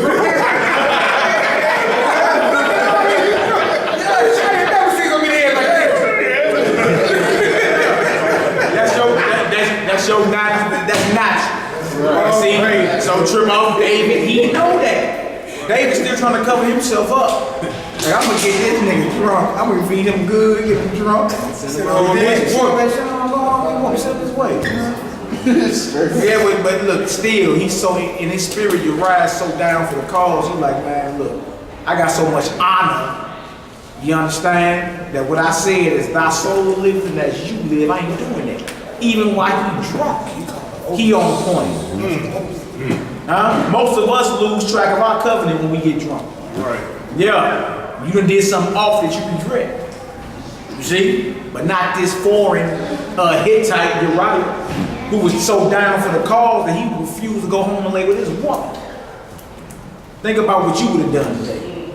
Let's read, Hebrew 15. Yeah. And he wrote in the letter, saying, set ye Uriah in the forefront of the hottest battle, and retire ye from him, that he may be smitten and die. You hear that? So you say put him on the hottest forefront of the battle, and then look, y'all don't have his back. Retire from him. See that? Put him right on that front line by himself. Wherever the hottest battle is on the front line, put him right there. David writing this about Uriah to your ass. He gave it to you. Come on, let's keep reading. Let's keep reading. And it came to pass, when Joab observed the city, that he assigned Uriah unto a place where he knew that valiant men were. And the men of the city went out and fought with Joab. And there fell some of the people of the servants of David. And Uriah the Hittite died also. See how thorough Uriah is? He takes the letter of his death to the commander of the army. He don't open the letter. He don't read the letter. And now Joab is complicit in this as well. Because he had to open up the letter, read it. And say, oh, okay, I'm going to do that. I got you. King say do this. And he put him right on up there. And guess what happened? Uriah, because of his faithfulness and loyalty, died. You think this foreigner ain't got no place in the kingdom of the Most High? Huh? You know the Most. You think this foreigner don't have no place in the kingdom of the Most High? He got more authority. He got more loyalty than most Israelites today. And that's just what it is, man. You got something? Well, you know what? Actually, trip off of it. He would be one of those Gentiles that'd be cool with being at the gate. Yeah. You see what I'm saying? He just told you that he just landed his Lord's gate. Yeah. With his men in open field. Yeah. You know, and they say it all the time in church, I'd rather be a doorkeeper in the house of my God than dwell in the tent. Well, doorkeeper's the role you'll play, but he'll play that though. It'd be an honor for him. Yeah. You see what I'm saying? Being the kingdom and sleeping at the door of the Lord. He already was making a statement when he said, hey, my comrades out there, straight up, your God out there. Everything. I'm all in. I'm all in. Wait. Let's read, brother. Verse 18. Then Joab sent and told David all the things concerning the war, and charged the messenger, saying, when thou hast made an end of telling the matters of the war unto the king, and if so, be that the king's wrath arise, and he say unto thee, wherefore approach ye so nigh into the city, when ye did fight? Knew ye not that they would shoot from the wall, who smote Abimelech, the son of Jerubasheth? Did not a woman cast a piece of a milestone upon him from the wall, that he died at the bed? Why went ye nigh the wall? Then say thou, thy servant Uriah the Hittite dead also. So the messenger went and came and showed David all that Joab had sent him for. And the messenger said unto David, surely the men prevailed against us, and came out unto us into the field, and we were upon them even until the entering of the gate. And the shooters shot off the wall upon thy servants, and some of the king's servants be dead, and thy servant Uriah the Hittite is dead also. Then David said unto the messenger, Thus shalt thou say unto Joab, let not this thing displease thee, for the sword devoured one as well as another. Make thy battle more strong against the city, and overthrow it, and encourage thou him. And when the wife of Uriah heard that Uriah, her husband, was dead, she mourned for her husband. And when the mourning was past, David sent and fetched her to his house. And she became his wife, and bare him a son. But the thing that David had done displeased the Most High. Let's read the chapter 12, like 1 through 14. Let's read what happens next. You see what happens when you in the spirit of trying to cover up your iniquity and your transgressions? How about we not be in that spirit? Because that throws your judgment completely off. That's what the class is about. It's about judgments, right rulings. You're in a position of authority. At that point, David drunk with power. He drunk with power. Just think about that. He can take any woman he wants, even a married woman, and have his way with her, knock her up, you feel me? Have children with them. What's this gonna say about anybody else trying to come and teach the laws of God to somebody? Be profane. Like you doing exactly what the Pharisees was doing in ancient Jerusalem during the time of the Messiah. No, they said, but they did not. They said, don't do after their works. They hypocrites. This made David a hypocrite in the sight of the Most High and all the nations that he fighting against. Let's read in chapter 12. Hebrew, chapter 12, read like 1 through 14, I believe it is. Verse 1. And the Lord sent Nathan unto David, and he came unto him, and said unto him, there were two men in one city, the one rich and the other poor. The rich man had exceeding many flocks and herds, but the poor man had nothing, save one little ewe lamb, which he had bought and nourished up, and it grew up together with him, and with his children. It did eat of his own meat, and drank of his own cup, and lay in his bosom, and was unto him as a daughter. Nathan, who's a prophet of the Most High, comes to David and started speaking a parable to him. About a rich man, poor man. Rich man got plenty of possessions. Poor man's got one little ewe lamb. Just one. Nourished up. You know, very nourished up, lie in his bosom, eat of his food. You know. So he giving him a parable. David not knowing the whole time he's talking about him. All right, because he's thinking this thing is concealed. Not that many people know. Joab know, Bathsheba know. You know what I'm saying? There ain't too many folks that know what really went on. So he's still in the spirit of repentance. He thinking he done got away with something. Because who knows? You see that? And then always remember, the scripture tell you the eyes of the Most High are in every place, beholding the good and the evil. You ain't got away with nothing. You know what I'm saying? You don't want to be in that spirit though, thinking you got away with something. Ain't nobody see me. You know, I just had this man killed, took his wife, knocked her up, you know. Only a few people know. One of them is the commander of my army, the other one pregnant right now. Don't nobody else know? So he thinking he riding high, you know. Lord, I forgot about this, I'm cool. Another mindset you don't want to be in, that the Most High is going to forget about all your wickedness you think you got away with. You ain't got away with nothing. Everything comes into judgment. Let's read, brother. And there came a traveler unto the rich man, and he spared to take of his own flock and of his own herd, to dress for the wayfaring man that was come unto him, but took the poor man's lamb and dressed it for the man that was come to him. Come on. And David's anger was greatly kindled against the man. And he said to Nathan, as the Lord liveth, the man that had done this thing shall surely die. David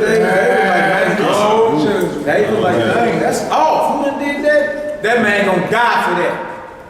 Like, why would you take the poor man's one and only lamb, kill it, and prepare a banquet for this wayfaring man? Why you ain't take out one of the many lambs that you have out your own flock? Right. So David, in his right spirit at the time, is saying, well man, whoever did that need to die. So you see how he slid up on him and brought it to him. He ain't just come right out and say, nigga, you evil. We know what you did. He still got to use wisdom, speaking Nathan the prophet. As you dealing with, when you done talking, it's David. Cain, who cut Goliath's head off. Huh? So how do you use wisdom and bring the judgment of the Lord to the situation to where even David is cut in the heart? We gotta learn how to do that. You know, you may see your father doing something that's off. You can't break rank and be like, oh nigga, sit your decrepit behind down somewhere. No, jack you off. You feel me? Use some wisdom. Get your parable game up. That's what Nathan did. And guess what? He revealed the thoughts of David's heart. David like, look man, whoever did that, David. Point him out. Oh, okay, let's just keep reading. Verse 6. Yeah. And he shall restore the lamb fourfold. Because he did this thing, and because he had no pity. So he gonna die and he gonna give 4 lambs for the one he took. Let's read. And Nathan said to David, thou art the man. Thou art the man. You the man that did that. You know his heart fell out his chest, man. Yeah. Right then and there. Oh! Huh? Let's keep reading.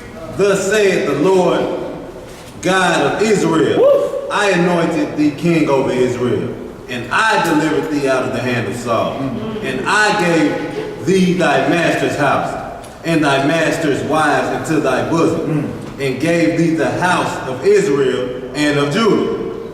And if that had been too little, I would moreover have given unto thee such and such things. He's like, man, I'm the one that hooked you up with everything you got. And if that wasn't enough, I'd have hooked you up with even more. I'm the one got you riding high. Wow. Come on, Hebrew. Wherefore hast thou despised the commandment of the Lord, to do evil in his sight? Thou hast killed Uriah the Hittite with the sword, and hast taken his wife to be thy wife, and hast slain him with the sword of the children of Ammon. Yeah, because you didn't do it directly, but it's still murder. It's still murder. Thou shalt not kill. See, many levels. You can get premeditated murder, first degree murder, second degree murder, conspiracy, all type of stuff going on. But you see, he plotted on him and had him killed. He shed innocent blood. Murder, that's what he, even though he didn't kill him himself, he conspired to have him killed. Okay, let's read, bro. Verse 10. Yeah. Now therefore the sword shall never depart from thine house. You see that? You see the judgment on the situation? Now, in the letter of the law say about the adulterer and the adulteress, they should be put to death. They should be put to death. Both of them should have been stoned for that. You see? So we got the Most High in the Old Testament showing mercy. Now remember the Messiah spared the adulterous woman in the book of Matthew. Spared her. You feel me? And plus the Catholic was trying to get a stone, they went on their game either. Because it's supposed to be 2 witnesses. If she caught her in the very act of adultery, with a man that she was committing adultery. Exactly. You feel me? But notice the Messiah spared her. Right? So somebody be like, well, look at him, he ain't of the Torah. He's not, he spared an adulterer. Well, why David ain't dead? Why Bathsheba ain't dead? Spared 2 of them. He spared both of them. They both should have been dead behind his act. Y'all know that, right? The letter of the law. So we got even in the Old Testament, the Most High showing grace. Not saying David got away with it, because as we keep reading, one of the judgments is the sword will never depart your house for this one. That's a lot of death. You see that? That's a whole bunch of death even unto this very day. We out the house of David. We the children of Israel out the house. Why you think the black on black crime is phenomenal? Skyrocket. It's like that in every city. You think that's just a coincidence or something? The sword never departed David's house. Immediately after this, his sons went to war over the throne, and even up to this very day, we died in the streets left and right at the hand of one another. Yo, Ed, what's up, bro? Question, right? So that to say like the other 11 tribes, they don't kill each other as much as Judah, or are you speaking like all of Israel? No, the house of David. The house of David. There's other folks that kill other folks. You feel me? That's what it is. Israel scattered. Israel scattered, yeah. Israel scattered to the four corner. But how it happened with us in every city, not just even in America. Brazil, watch the movie City of Gods. Brazil, little Negroes barefoot running around they did. 357s and they draws, clapping each other. You know what I'm saying? Like this don't happen with nobody else on the level it happened with us. It happens with us for a reason. Sword never left this man's house. So I'm making my question, man, when you said House of David, you said like specifically the Judites, rather so than the rest of the 12 tribes, like Issachar or Ben, okay.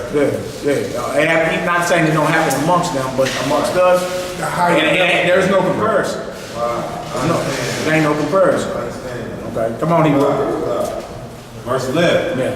Thus saith the Lord, behold, I will rise up evil against thee out of thine own house, and I will take thee, and I will take thy wives before thine eyes, and give them unto thy neighbor, and he shall lie with thy wives in the sight of this son. That ended up being one of his sons, actually.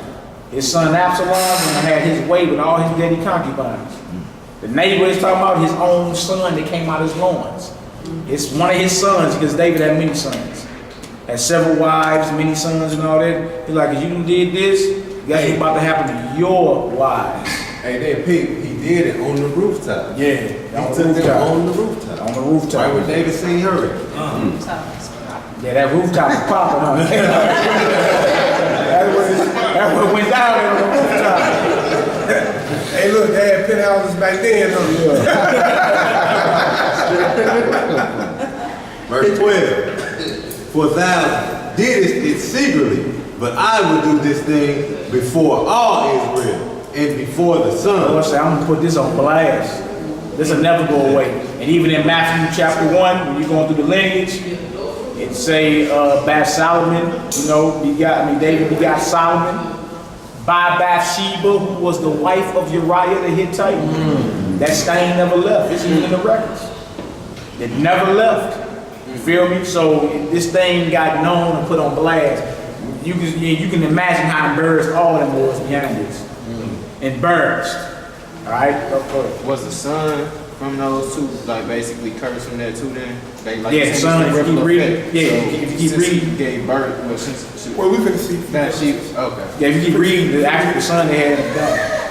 He ended up dying like within 7 days. Wow. Not 8 days, because he had to be circumcised. Make it to circumcision. You know what I'm saying? Yeah. Come on, Hebrew. And David said unto Nathan, I have sinned against the Lord. I what?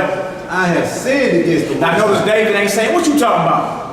No, I ain't did none of that. Nigga, you tripped. You heard wrong. He immediately, when he got put on blast, he immediately repented. He immediately acknowledged where he went off at.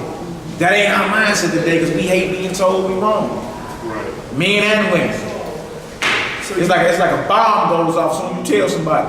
Especially our sisters, y'all don't get mad at me, it's just the truth. You can't tell the sisters they wrong at all. A bomb has just went off. Nuclear bomb went off in the building. You tell a she wrong, oh my God, it's like call 911. It's a problem. But notice that wasn't David's mindset though.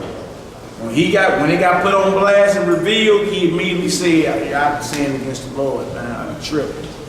You know what I'm saying? And that's the first level to being forgiven for what you've done. You gotta admit. Your sin gotta be called to the mat. I'm off. I don't went off doing that. All right, let's read it, bro. And Nathan said unto David, the Lord also hath put away thy sin. Thou shalt not die. Howbeit, because by this deed thou hast given great occasion to the enemies of the Lord to blaspheme. The child also that is born unto thee shall surely die. Shall what? Shall surely die. That's your question. Answer your question. The child is dying. Shalom, y'all. Shalom. All right, look, that's it for that. Let's go to 1 Samuel 8 real quick. 1 through 5 verses. Got a few more scriptures on here. And when we get down to it, again, y'all, right judgments, right rulings. What you do can affect everybody around you, right? This generation and the generation to come. So especially when you get some type of authority, some type of power or whatever, you gotta remain humble in what you're doing, right? Don't get drunk with power. David got drunk with power real quick. You see what happened. You did. You see what happened. And he had several opportunities to bail out. Several opportunities. He didn't have to keep rolling the dice. He crapped out. He didn't have to keep rolling them dice. Right? He seen her. He should have been at war. Strike one. Should have been at war anyway. Leading the charge. What you doing on your roof? That would change everything. Stretching. You want to point stretching, them rowing stretching. You stretching. And you find, dang, what's that? Dang. Ladies, that's what go off in a man's mind when you see a beautiful woman. His first thought is, dang, who is that? Who is that? Let me tell the secret that the world watching. Who's she? The world, no. Every man see a beautiful woman, his first thought is, man, who is that? No. You understand? That's his first question. Then two, she got a man? She got a man? Oh, okay. Like, once you hear she got a man, oh, okay, well, let's turn off. Right. That's a blessed brother. I mean, man is not. Yeah, It's turn not your off. possession. Yeah. Even somebody that's not in the truth, don't even know they Israel, today they call it boyfriend and girlfriend. But that's not in the scripture. That's right. So if you see what you see today, if a man got a girlfriend, for us, you count that as his wife, but that's her cover. So that's off limits. I'm just saying how we should be. That's right. You know what I'm saying? Because they think it's about a piece of paper. It was never about that.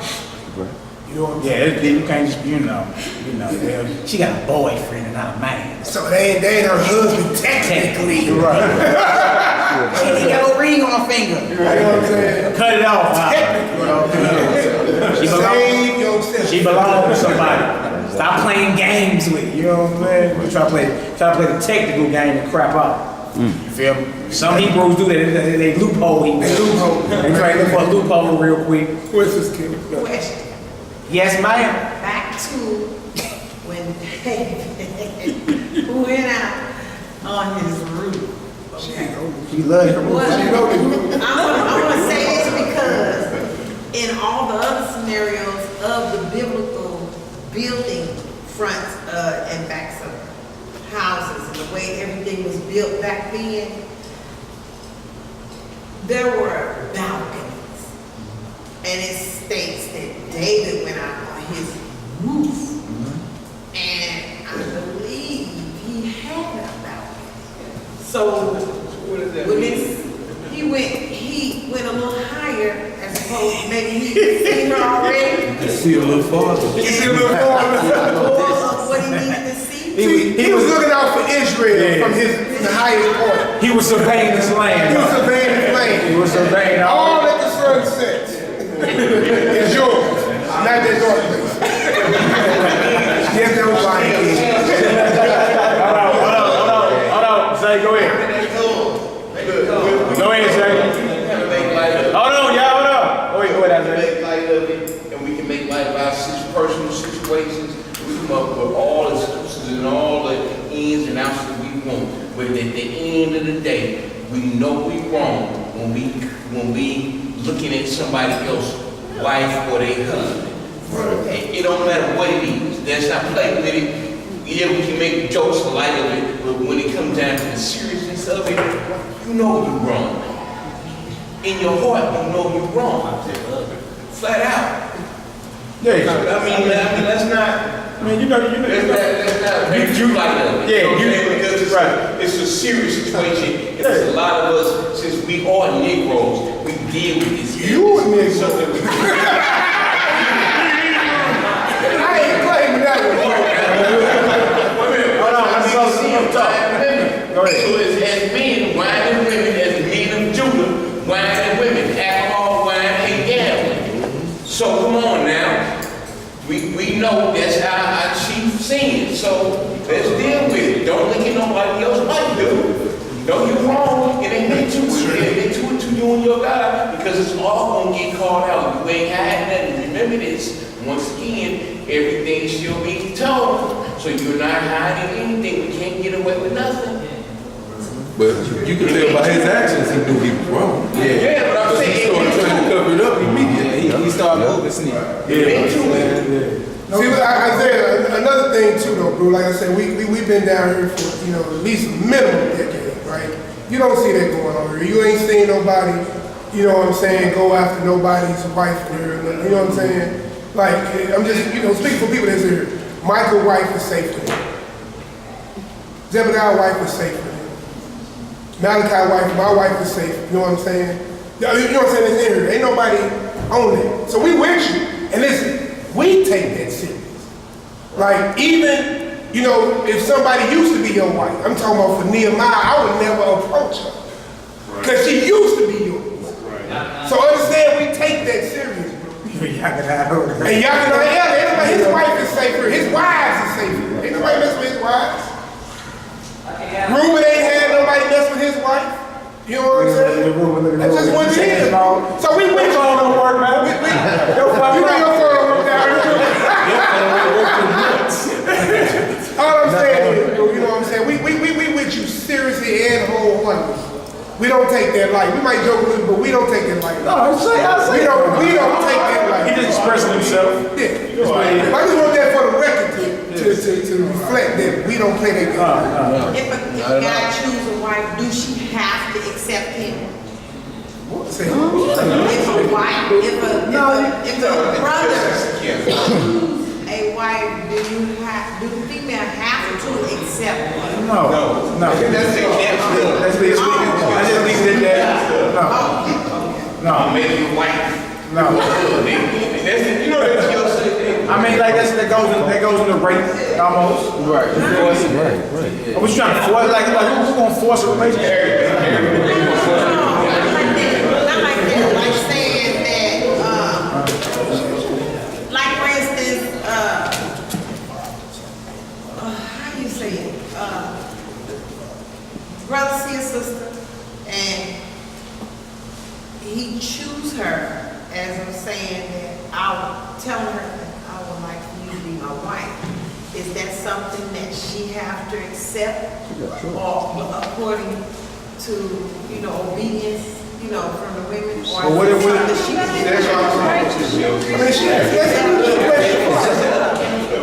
Can't let her finish asking. Go ahead, sister. No? Go ahead and finish asking. And she cannot say no to him, and she can't But they know. No, this is not bondage. Well, do women have to be married in the Hebrew Israelite? No, stay single. Okay. Stay single. Look, you either a wife, you either a widow, you a virgin, you reserved, or you're a harlot. That's it. That's it. So no, this ain't forced. Like, if you don't want to be married, don't be married. Sit back and stay single. Now, on the opposite end of that, what about having multiple wives? Good. I'm just asking. Good. What about it? Is that, I mean, is it a sin? Well, yeah, that too. Is it a sin? No, it's not a sin. There's no scripture in the Bible that condemn. It had to be righteous. Yeah, right. There's no scripture in the Bible that condemn them. Right. You understand? No type of sin. Israel itself was birthed out of 4 different women. The nation of Israel, Jacob himself had 4 wives. So we can have multiple wives.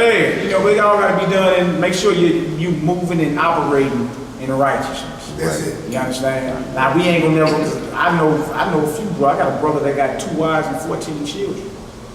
Y'all say, what? Where's this nigga at? But we know. Yeah, straight up. He handle his business, you know what I'm saying? Right. They operate, they move everything, they run everything economically. All of them work. He write books. They make clothes, they do all types. They work together to make it work. You feel me? But again, that ain't for everybody. But we're not gonna never. We can't never join. We don't make sins up. No more than if somebody saw me drinking some Remy Martin and I wasn't drunk. He's sinning. He drinks Remy VSOP. That ain't no sin. So we don't make sins up because somebody in their feelings, right? Is multiple women, a polygynous relationship a sin? No, it's not. Is it for everybody? Of course not. You understand? Is he sinning? Is he sinning because he has 1 wife? No. Is he sinning because he has 2 or 3? No. You understand? The only thing is just behavior that everybody got a problem with. You see today, you get the carnal-minded Negro hear about that. He think he bringing pimping from the world into the scripture, and then 10 levels of hell break out. But they break out with one woman as well. Right. Straight up. With one, they break out with one. You feel me? So it's just a level of maturity. That's all it is, man. You know what I'm saying? It sounds taboo because you've been raised in Babylon. Right. And you like, oh my God, what? But the Hebrews ain't the only ancient culture that practiced polygamy. Definitely not the only The Egyptians, the Ethiopians, the Arabs, there's a whole bunch of cultures back east that practice that. 74% of the Current world to this practice day. multiple You say what? 74% of the world practice multiple. 74% of the world practice polygyny. Polygyny. Polygyny, not the me. Yeah, polygyny is what we're talking about. What's that? Polygyny is a man with multiple women. Right. Polygamy leaves the door open for a woman to have more than one man. Yeah, she can have more than one man if possible. And then polyandry is just that what it is, a woman with multiple jobs. There's an Indian, Asian culture that practices this. Very few that practice with women having multiple men. Which one is sinful? Which one is sinful? The multiple men. Multiple men is sinful? You having 2 or more husbands. One, yeah. Oh, One. even if they husbands? Yeah. Regardless.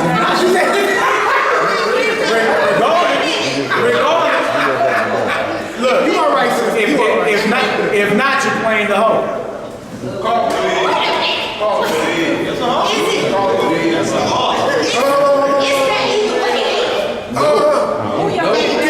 Sister Kim, talk to me that way it won't jump off. No, it's not. Look, the scene is if you had more than one, if you were intimate with more than one man. No, wait. I'm saying, I'm single. If I wanted more than one husband, it's a sin? Yes.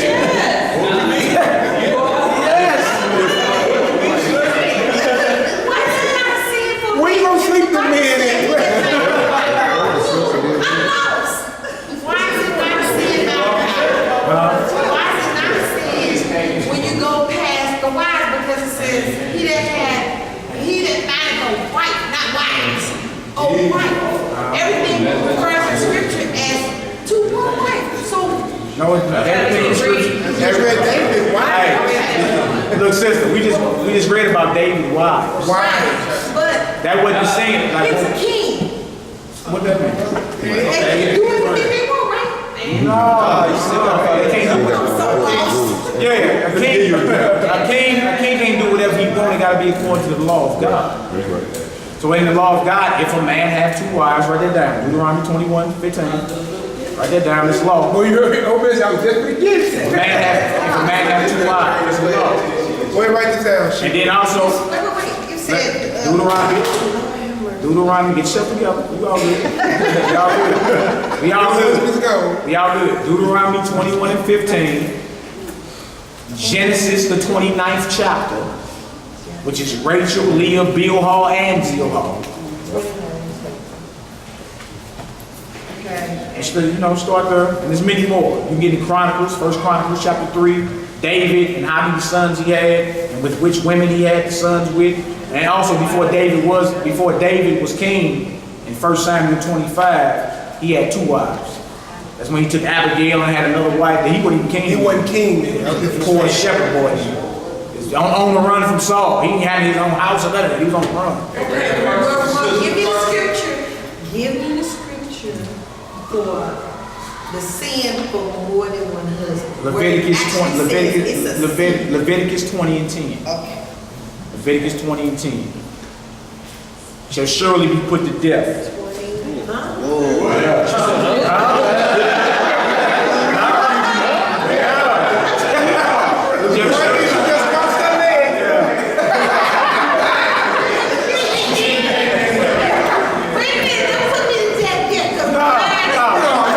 Sister, we can't do that. But you asked for the sin. Okay, where it says the sin is Leviticus 20 Leviticus 20 and 10. 20 and 10. Leviticus the 18th chapter. Whole chapter. That whole chapter is unlawful sexual lust, which is fornication. And then look up adultery. Start extrapolating these words. Yeah, that's what. Look up the word adultery. Well, wait a minute, adultery to me is. Hold on.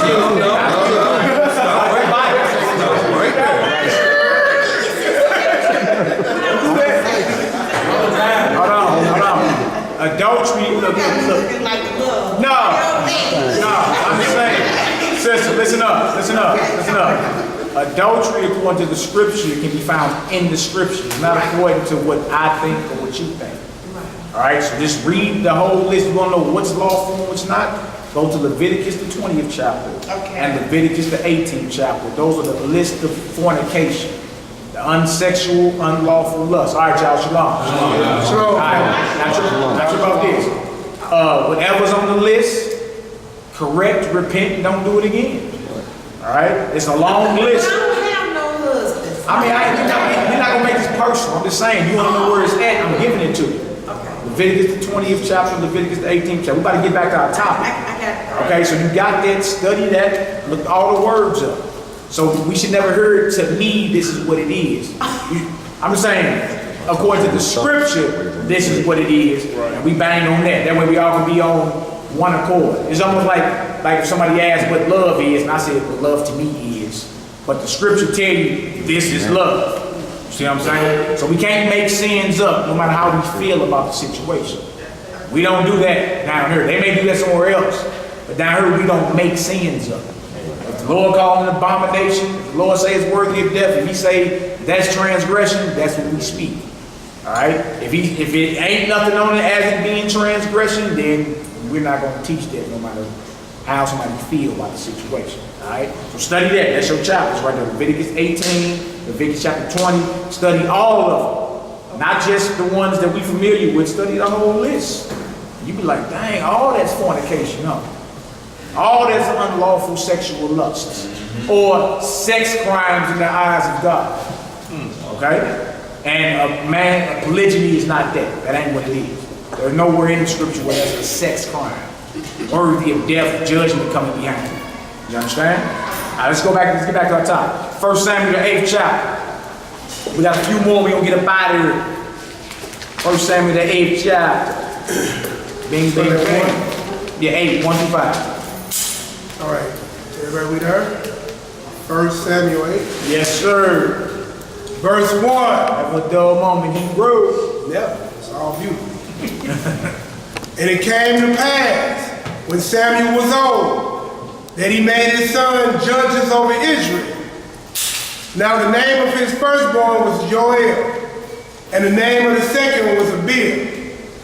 They were judges in Beersheba. And his sons walked not in his ways, but turned aside after lucre. Turned aside after what? Lucre. You know what lucre is? Money. They were motivated by them big head Ben Franklins. One of them days, golden shepherds. All right? So this is them coming up with misjudgments. Like if somebody can pay you off, what is that called? What? That's a bribe. See, bribery was going on even back then.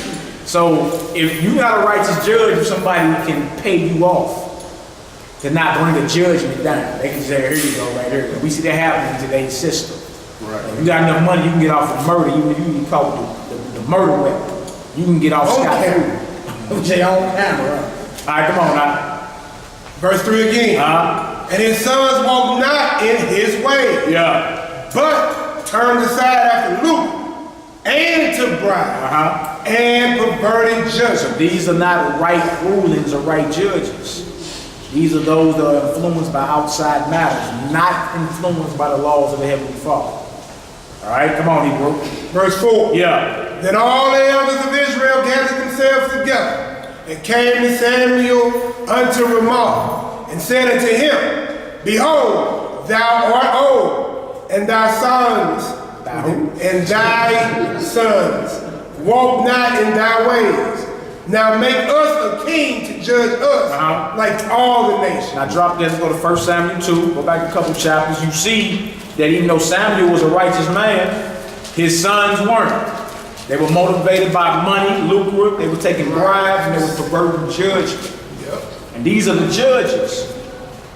The mishpatim means judgment. It comes from the Hebrew word shofet or shapat, which means to judge.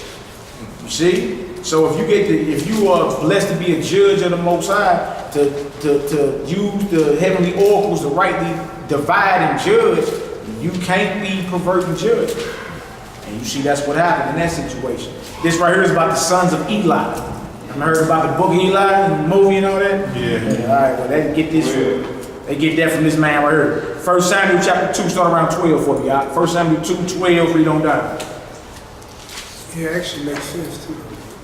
Because like if you were a righteous judge and then you send her judging the nations and your family come across you for judgment, regardless because of your family now, you have to perform the righteous judgment. You got to. According to what's written in those books that will be open. Yeah. So that's just what it is. If not, you pervert the judgment of the Heavenly Father. You're talking about the judgment of the Creator of heaven and earth, all based off your own little personal feelings. Cooking the books. Yeah, what they call cooking the books. And you see what happened to that servant who jumped down on his fellow servant with that chokehold in hands on him. He got sent to the tormentors for perverting judgment. Can't pervert judgment. Can't be drunk with power. And that's the only reason you pervert judgment, because somebody can lace your pockets a little taste. More money, what? More power? Ain't that what they say? So you pervert judgment for the sake of having more power, because you're lusting for power. And you look up and you'll be drunk with it. Sure. And your judgment is all off. Can't nobody tell you nothing. You know what I'm saying? We'll drop out the rear end of you into the commode, don't stink in the morning. Stop it. Stop it. It is what it is, man. Perverting the judgment, not ruling well, can what? Cause a ripple effect that can spread all the way to where we at today. Thousands of years. Because our people wasn't judging right. They was leaning to their own understanding. Not judging righteously according to the Most High. All right, let's get her done. Hebrew 1 Samuel 2, start at 12 for me. 1 Samuel chapter 2, verse 12. Yes, sir. The sons of Eli were sons of Belial. Sons of who? Belial. Dragon breath Belial. Belial, huh? Now y'all know who Belial is, right? There's another way to say who? Another way to say Satan, the devil. Some demons. You see that? Now the priest, he's righteous, but his sons ain't right. So you can be actually a righteous man, but have wicked sons. You know what I'm saying? Ecclesiastes 16 right there. You said what? Ecclesiastes 16 right there. You got it? What verse you want to read?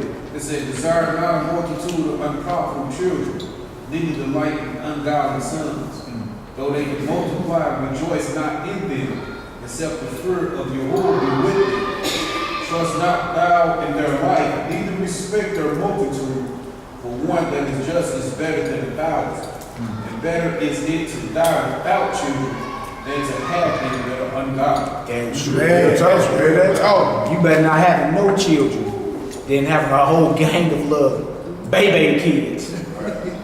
You know what I'm saying? It's just what it is. And the scripture constantly let that be known.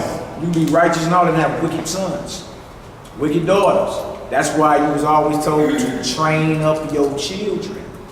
Don't go slack on them just because you're trying to be their friend. That's the problem today. Everybody trying to be their friends with their children. Y'all birth certificate don't say the same birthday. It is what it is. You there to be their master until they get about your crib. You understand? And as long as your parents are living, they over you when you done talking. You can't never break rank and not honor them. You ain't got no permission to do none of that, even if y'all don't agree on certain things or whatever. You ain't never got no rank in the Bible to cuss your mama out. You flat-footed garden tool, you ain't got no wrong, you know what I'm saying? You don't got no leeway. The Lord don't deal like that. No. You feel me? Especially if you got fathers living too. Your father is your master on this earth while he breathes. It is what it is. You understand? So that's the thing. The children today got a mindset of thinking that the parents are supposed to be their friends. Nah, you gotta be their parent, their guardian. Get them to train them in the instructions of the Most High. That way when they get up out on their own, they can make wise and righteous decisions. You ain't gonna play with them. Because look, one ill misjudgment can cause them a life of pain. You see? So we always blame the younger generation. Look at them. Well, if the younger generation off, that means you wasn't on your job training. That's what all that means. You wasn't handling your business. All right, let's read now. 1 Samuel chapter 2. Chapter 2, verse 12 again. Yeah. Now the sons of Eli were the sons of Belial, and they knew not the Lord. And the priest's custom with the people was that when any man offered sacrifice, the priest's servant came, while the flesh was in seething, with a flesh hook of 3 teeth in his hand, and he struck it into the pan, or kettle, or cauldron, or pot. All that the flesh hook brought up, the priest took for himself. So they did in Shiloh unto all the Israelites that came thither. They came thither. So they just being unrighteous. They like, look, whatever stay in the pan for the offering.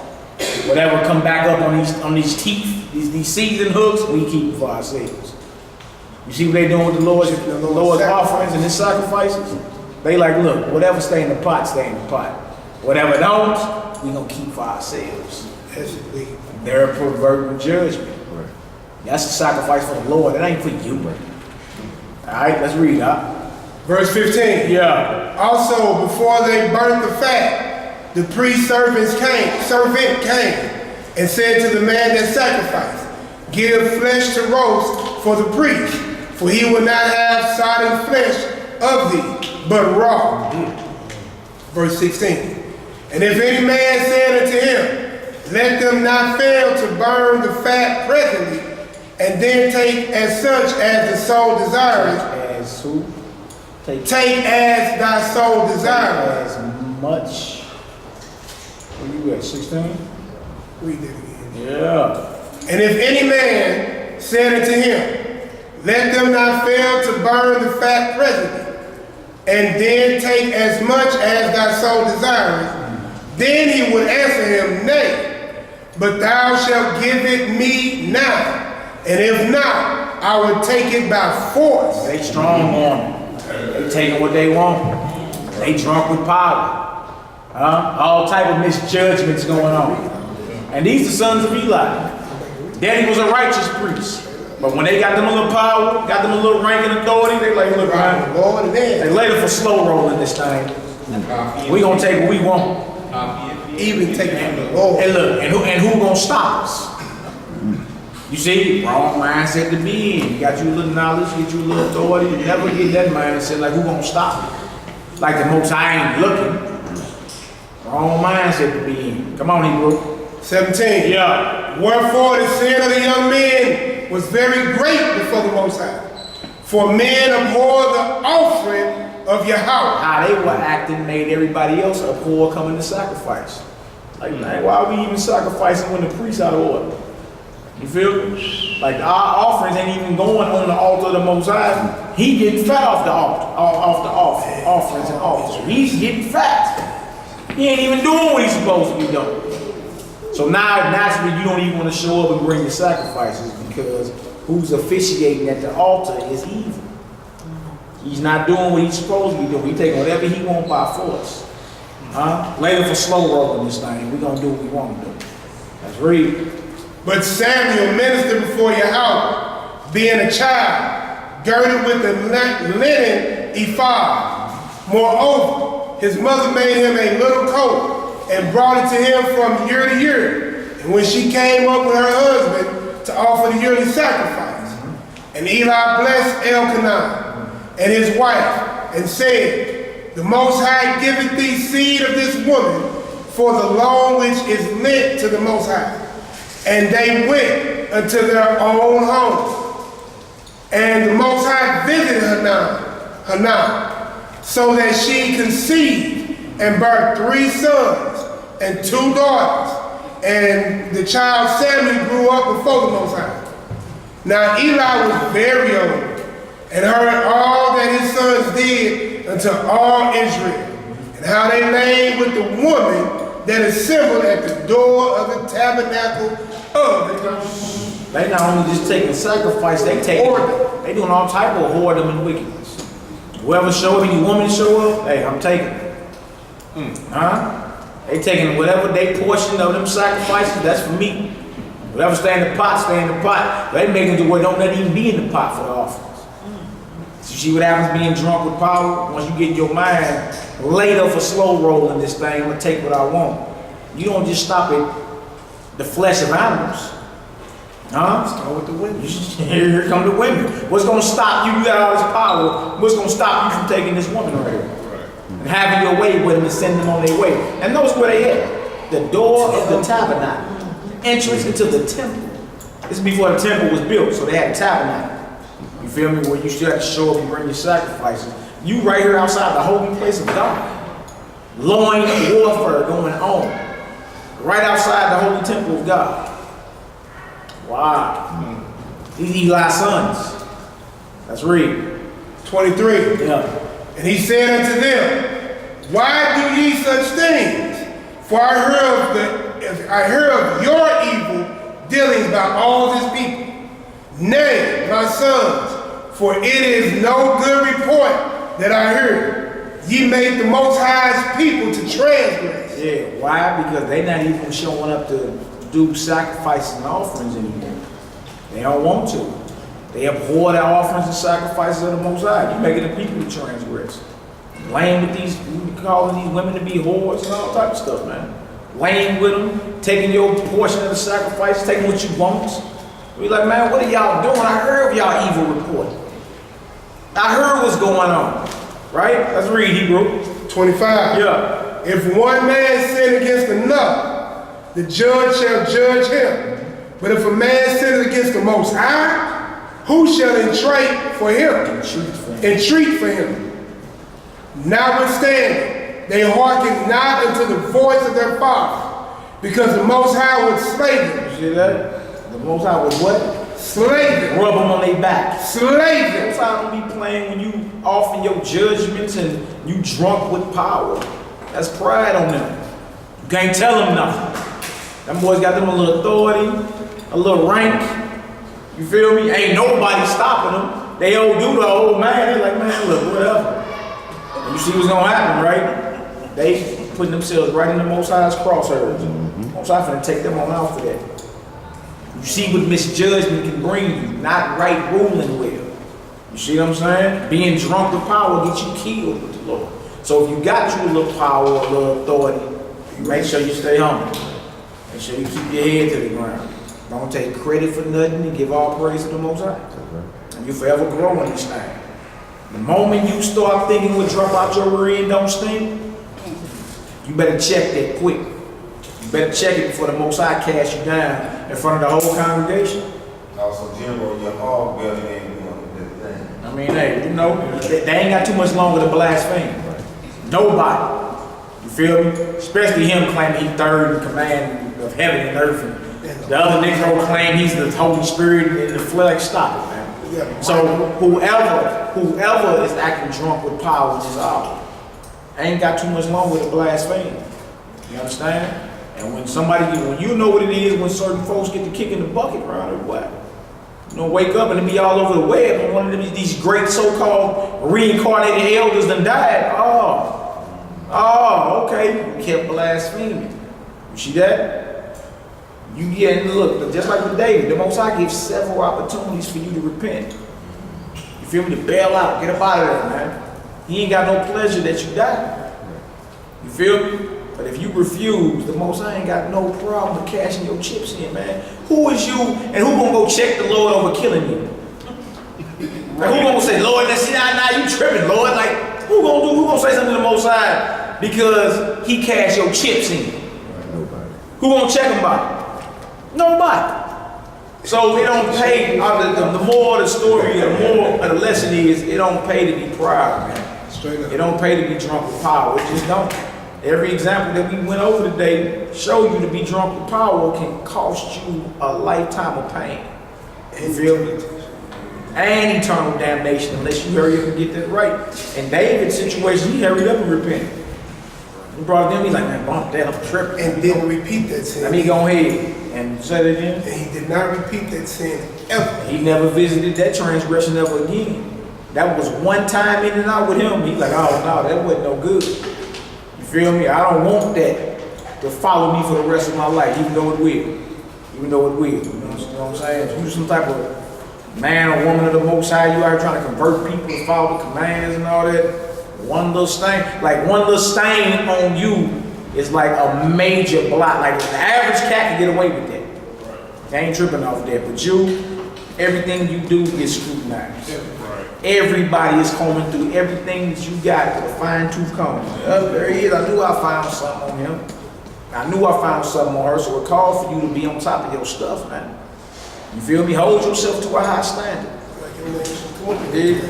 I will hold your name to a high standard out here and walk in honor. It is what it is, because something small as you do is major. It'll get blown all out of proportion. You feel me? Even if it ain't no transgression on the record. You dig? That's why you gotta guard this thing, man. You gotta be serious with it, because everybody is scrutinized. Everybody gonna come right through your business. And then look, you put all your business out there anyway. You're on Facebook, social media, Snapchat, Instagram. You all over the place with it. They didn't have to do all that back then. They wasn't all putting on I'm at 54th Street Bar and Grill. The black bean burger was delicious. No? Going to the grocery store with the kiddos. Going Facebook Live. Everything you do, you put your business out there anyway. So when you say, everybody all up in my business, what you think? Your location on, they know where you stay. Your numbers listed. You put it on there. Yeah, your birthday. So again, so a person like that even more need to be more on top of their stuff. Because when they catch you, look, they be running up on us. Like right out, you be somewhere, hey bro, hey, don't you be on YouTube? Hey man, check the box. Don't you be on YouTube? I always say, now who? Who, me? Yeah, bro, that's you. Don't you be on YouTube? Nah, that ain't me. What's up though, bro? Dang, man, I thought you was this one, bro. I said, yeah, what's up, Shalom? Oh man, but they watching, you know what I'm saying? Everybody watching. Everything you say, everything you do. So you gotta be on top of your stuff, man. It's just what it is. And don't be drunk with power. Don't be drunk with power. You'll be cast down quick. We've seen a few cats fall off. You know what I'm saying? And you be like, when I say fall off, I'm talking about spirits put on, jacked up. You understand? Like demonic possession. You be like, whoa, what the hell done happened? You know what I'm saying? They didn't check. They didn't check that proud spirit when they had several opportunities to bail out. You feel me? And if you left unchecked, when you fall, it's gonna be like, dang, dog, what the hell happened? You know? Go ahead, what's up? Just want to produce one witness to what you're basically saying in Revelations 2. It's another witness.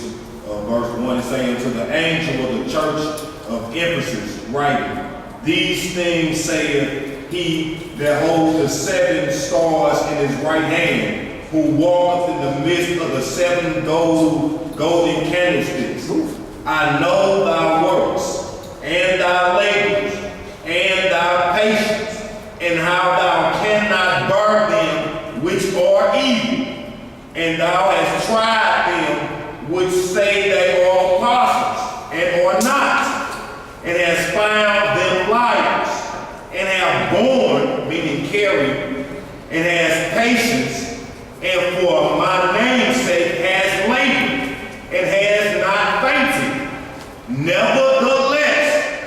Nevertheless, I have somewhat against thee, because thou hast left thy first love. Remember therefore from whence thou art fallen, and repent, and do the first works, or else I will come unto thee quickly, and will remove thy candlestick out of his place, except thou repent. Yeah. There go that key word again. And then look, he always give you a way out.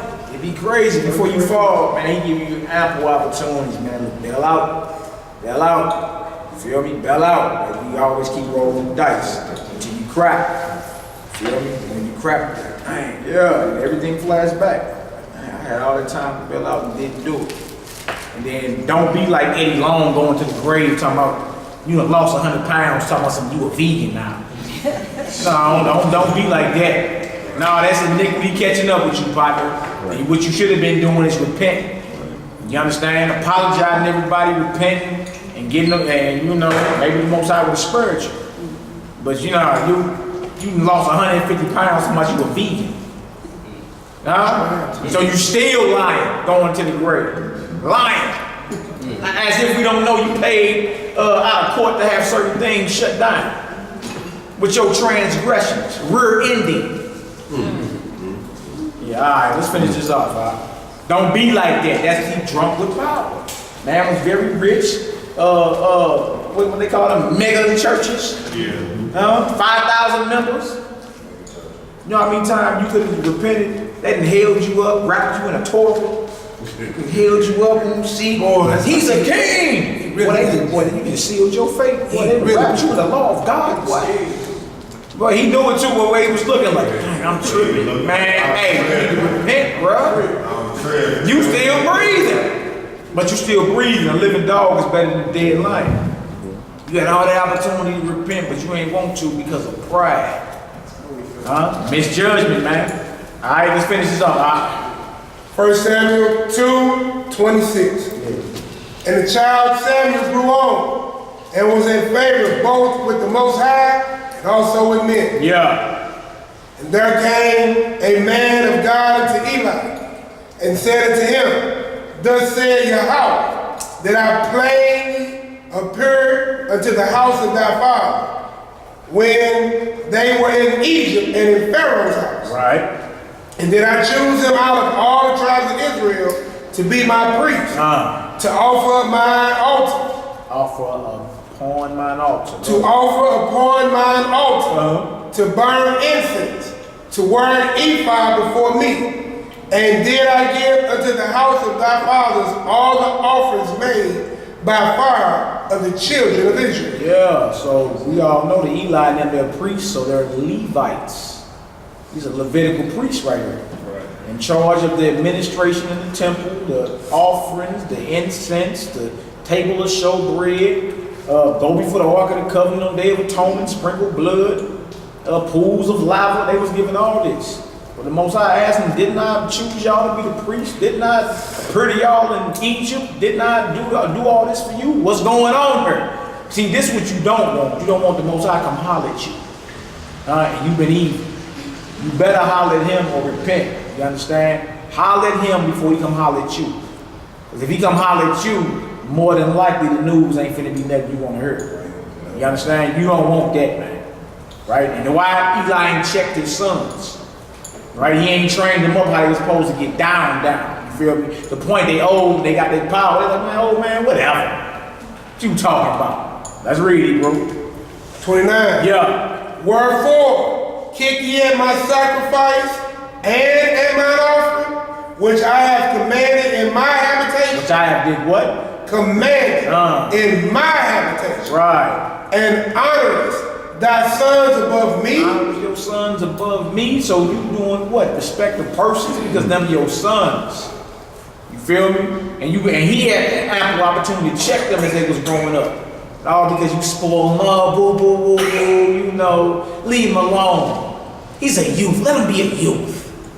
All them little wicked thoughts. Man, look, you ought to be their parent when you done talking. You ain't there to shoot the breeze or whatever. When you see them going off, your job is to correct them. Especially us men, your job is to police the situation. You ain't there to play around. Because it can cost you what? Let's keep reading. This is about Eli's doing right here. Come on, Hebrew. To make yourselves fat with the chiefest of all the offering of Israel, my people. Wherefore, the Most High, power of Israel, I said indeed that thy house and the house of thy father shall walk before me forever. But now, the Most High said, be it far from me. Yeah, the tribe of Levi should have been administering in the priesthood forever. You understand? But now be it far from me. You see why the Messiah had to come and take over the everlasting priesthood, because the priests, the Levitical priests, including the sons of Aaron, they start doing what we read, taking bribes. You understand? Doing whatever they wanted to do because they were drunk with power. And it caused all type of misjudgments to happen. That's why Christ had to take over the priesthood. You remember when the Messiah was on the cross and he gave up what was called the ghost or whatever? He gave his spirit up. The veil in the temple ripped in half. Who went behind the veil? The high priest every year. So he ended the whole priesthood when he expired on that execution stake. That's what happened. That's why he's the priest forever after the order of Melchizedek.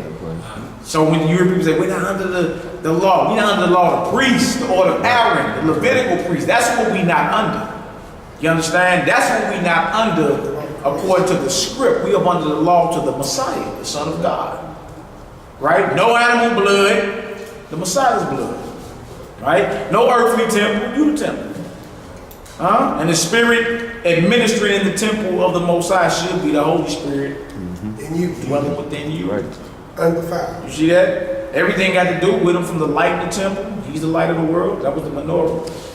Light the temple. The showbread. He's the bread of life. The altar of incense. That's what prayer. He makes intercession for us. Paul say the veil, when it ripped, was symbolic for the Messiah's flesh. Yeah, propitiation, the atonement. He's all that. So every vessel that they looked at inside the temple had to do with the Son of the living God. Every last one of them. You feel me? So he's the high priest after all. He's king and priest. Wow, let's read it. And then sin also is brought to a higher level of consciousness. You see, because people was trying to loophole by the letter. You know what I'm saying? Well, if I did this sin, I could bring X amount of turtle doves and fat lambs and some bullock, and I'm good. But no, the highest level of thinking is to live in the perfect will of the Most High and not sin. So you won't have to bring no sacrifice. So that's when he told you, if you look upon a woman, you know what I'm saying, with that mindset to, you know, you already committed adultery. He elevated the thinking of sin. Kill it her before you do it her, and then you got to offer something over her. You see what I'm saying? Check it at the gate. So he upgraded. Cut it at the root. Cut it at the root. Burn it up. Uproot it. Go ahead, Ebro. 1 Samuel 2, be it far from me. For them that honor me, I will honor. And they that despise me, be lightly esteemed. Shall be lightly esteemed. Shall be lightly esteemed. So she's basically saying they not honoring me, so they gonna be honored. All right, come on, Ebro. 31. Yeah. Behold, the days come that I will cut off thine oil and the oil of thy father's house, that there shall not be an old man in thine house. Most High saying this through the man of God to Eli. Like, Dome is coming to you because you refuse to train up your sons and check your sons, man. People even abhor and bringing my offerings to the altar. Judgment is coming to you. I'm gonna cut your arm off. Like, oh, you don't want to hear that. You feel me? You had all this time to repent, and the Most High come holler at you, send one of his messengers right to you. Say, look, judgment coming down. I'm cutting your whole house up off this deal. Cutting your arm off and everything. Wow, come on, Ebro. And thou shalt see an enemy in my habitation, in all the wealth which God shall give Israel, and there shall not be an old man in thine house forever. See? His decisions and the decisions of his sons caused a ripple effect to where his whole house got cut down. Won't even be no old man in your house. Wow, come on, Hebrew. 33. Yeah. And the man of thine, whom I shall not cut off from my altar, shall be to consume thine eyes, and to grieve thine heart, and all the increase of thine house shall die in the flower of their age. And this shall be a sign unto thee, that shall come unto thy two sons, on Hophni and Phinehas. In one day they shall die both of them. The judgment come down, what? Both your sons died in the same day. Wow, come on. And I will raise me up a faithful priest, that shall do according to that which is in my heart and in my mind. And I will build him a sure house, and he shall walk before mine anointed forever. Yo, come on. And it shall come to pass that everyone that is left in thine house shall come and crouch to him for a piece of silver and a morsel of bread, and shall say, put me, I pray thee, into one of the priest's offices, that I may eat a piece of bread. Y'all see that? So judgment come down behind wrong dealing and wrong ruling, right? Pride builds up, and unless you address that quick, judgment can be pronounced on every last one of us in here. So anytime you feel like you can't be told nothing, somebody's trying to tell you something according to the scripture, that's the devil all up in your mentals. Men and women. So stop acting like you can't be told you wrong. Right? Nobody's exempt around here. Remember it says neither male or female in Christ, the Messiah. So the same level of scrutiny the men gotta get and sit in the hot seat, the women do too. You feel me? Don't think when these judgments come down, yo, well, okay, I'm a daughter of Zion, I'm going to be exempt. No. We read about the rebels in the wilderness in what's the Exodus 16? Or one of the other, or in Numbers or whatever, because of the decisions of the men, their entire family was killed behind them. They wives, they children, all of them. Because they the covenant. You see that? So this thing is dead real. Ain't nothing to play around with. We joke around, bro, saying we joke around like because it's all too familiar. You know what I'm saying? That's how you know we're people with a book, because we can read this and say, man, this remind me of my auntie. Right? It remind me of my brother. They just talking crazy like that. So that's why it's funny and we laugh at these things. But never get it twisted. It's dead real, man. You understand? And being that you hold this book, you've been given the oracles of the Most High. The saints gonna judge the world like the scriptures say. You have to be in the right mindset, man. Be humble, patient. Ask the Most High for a build of faith or whatever, but don't take credit for anything. Give all praise to the Most High. You understand? We got any questions before we close out? Anybody? Any announcements? What about Yes, I'm sure it's over there in that corner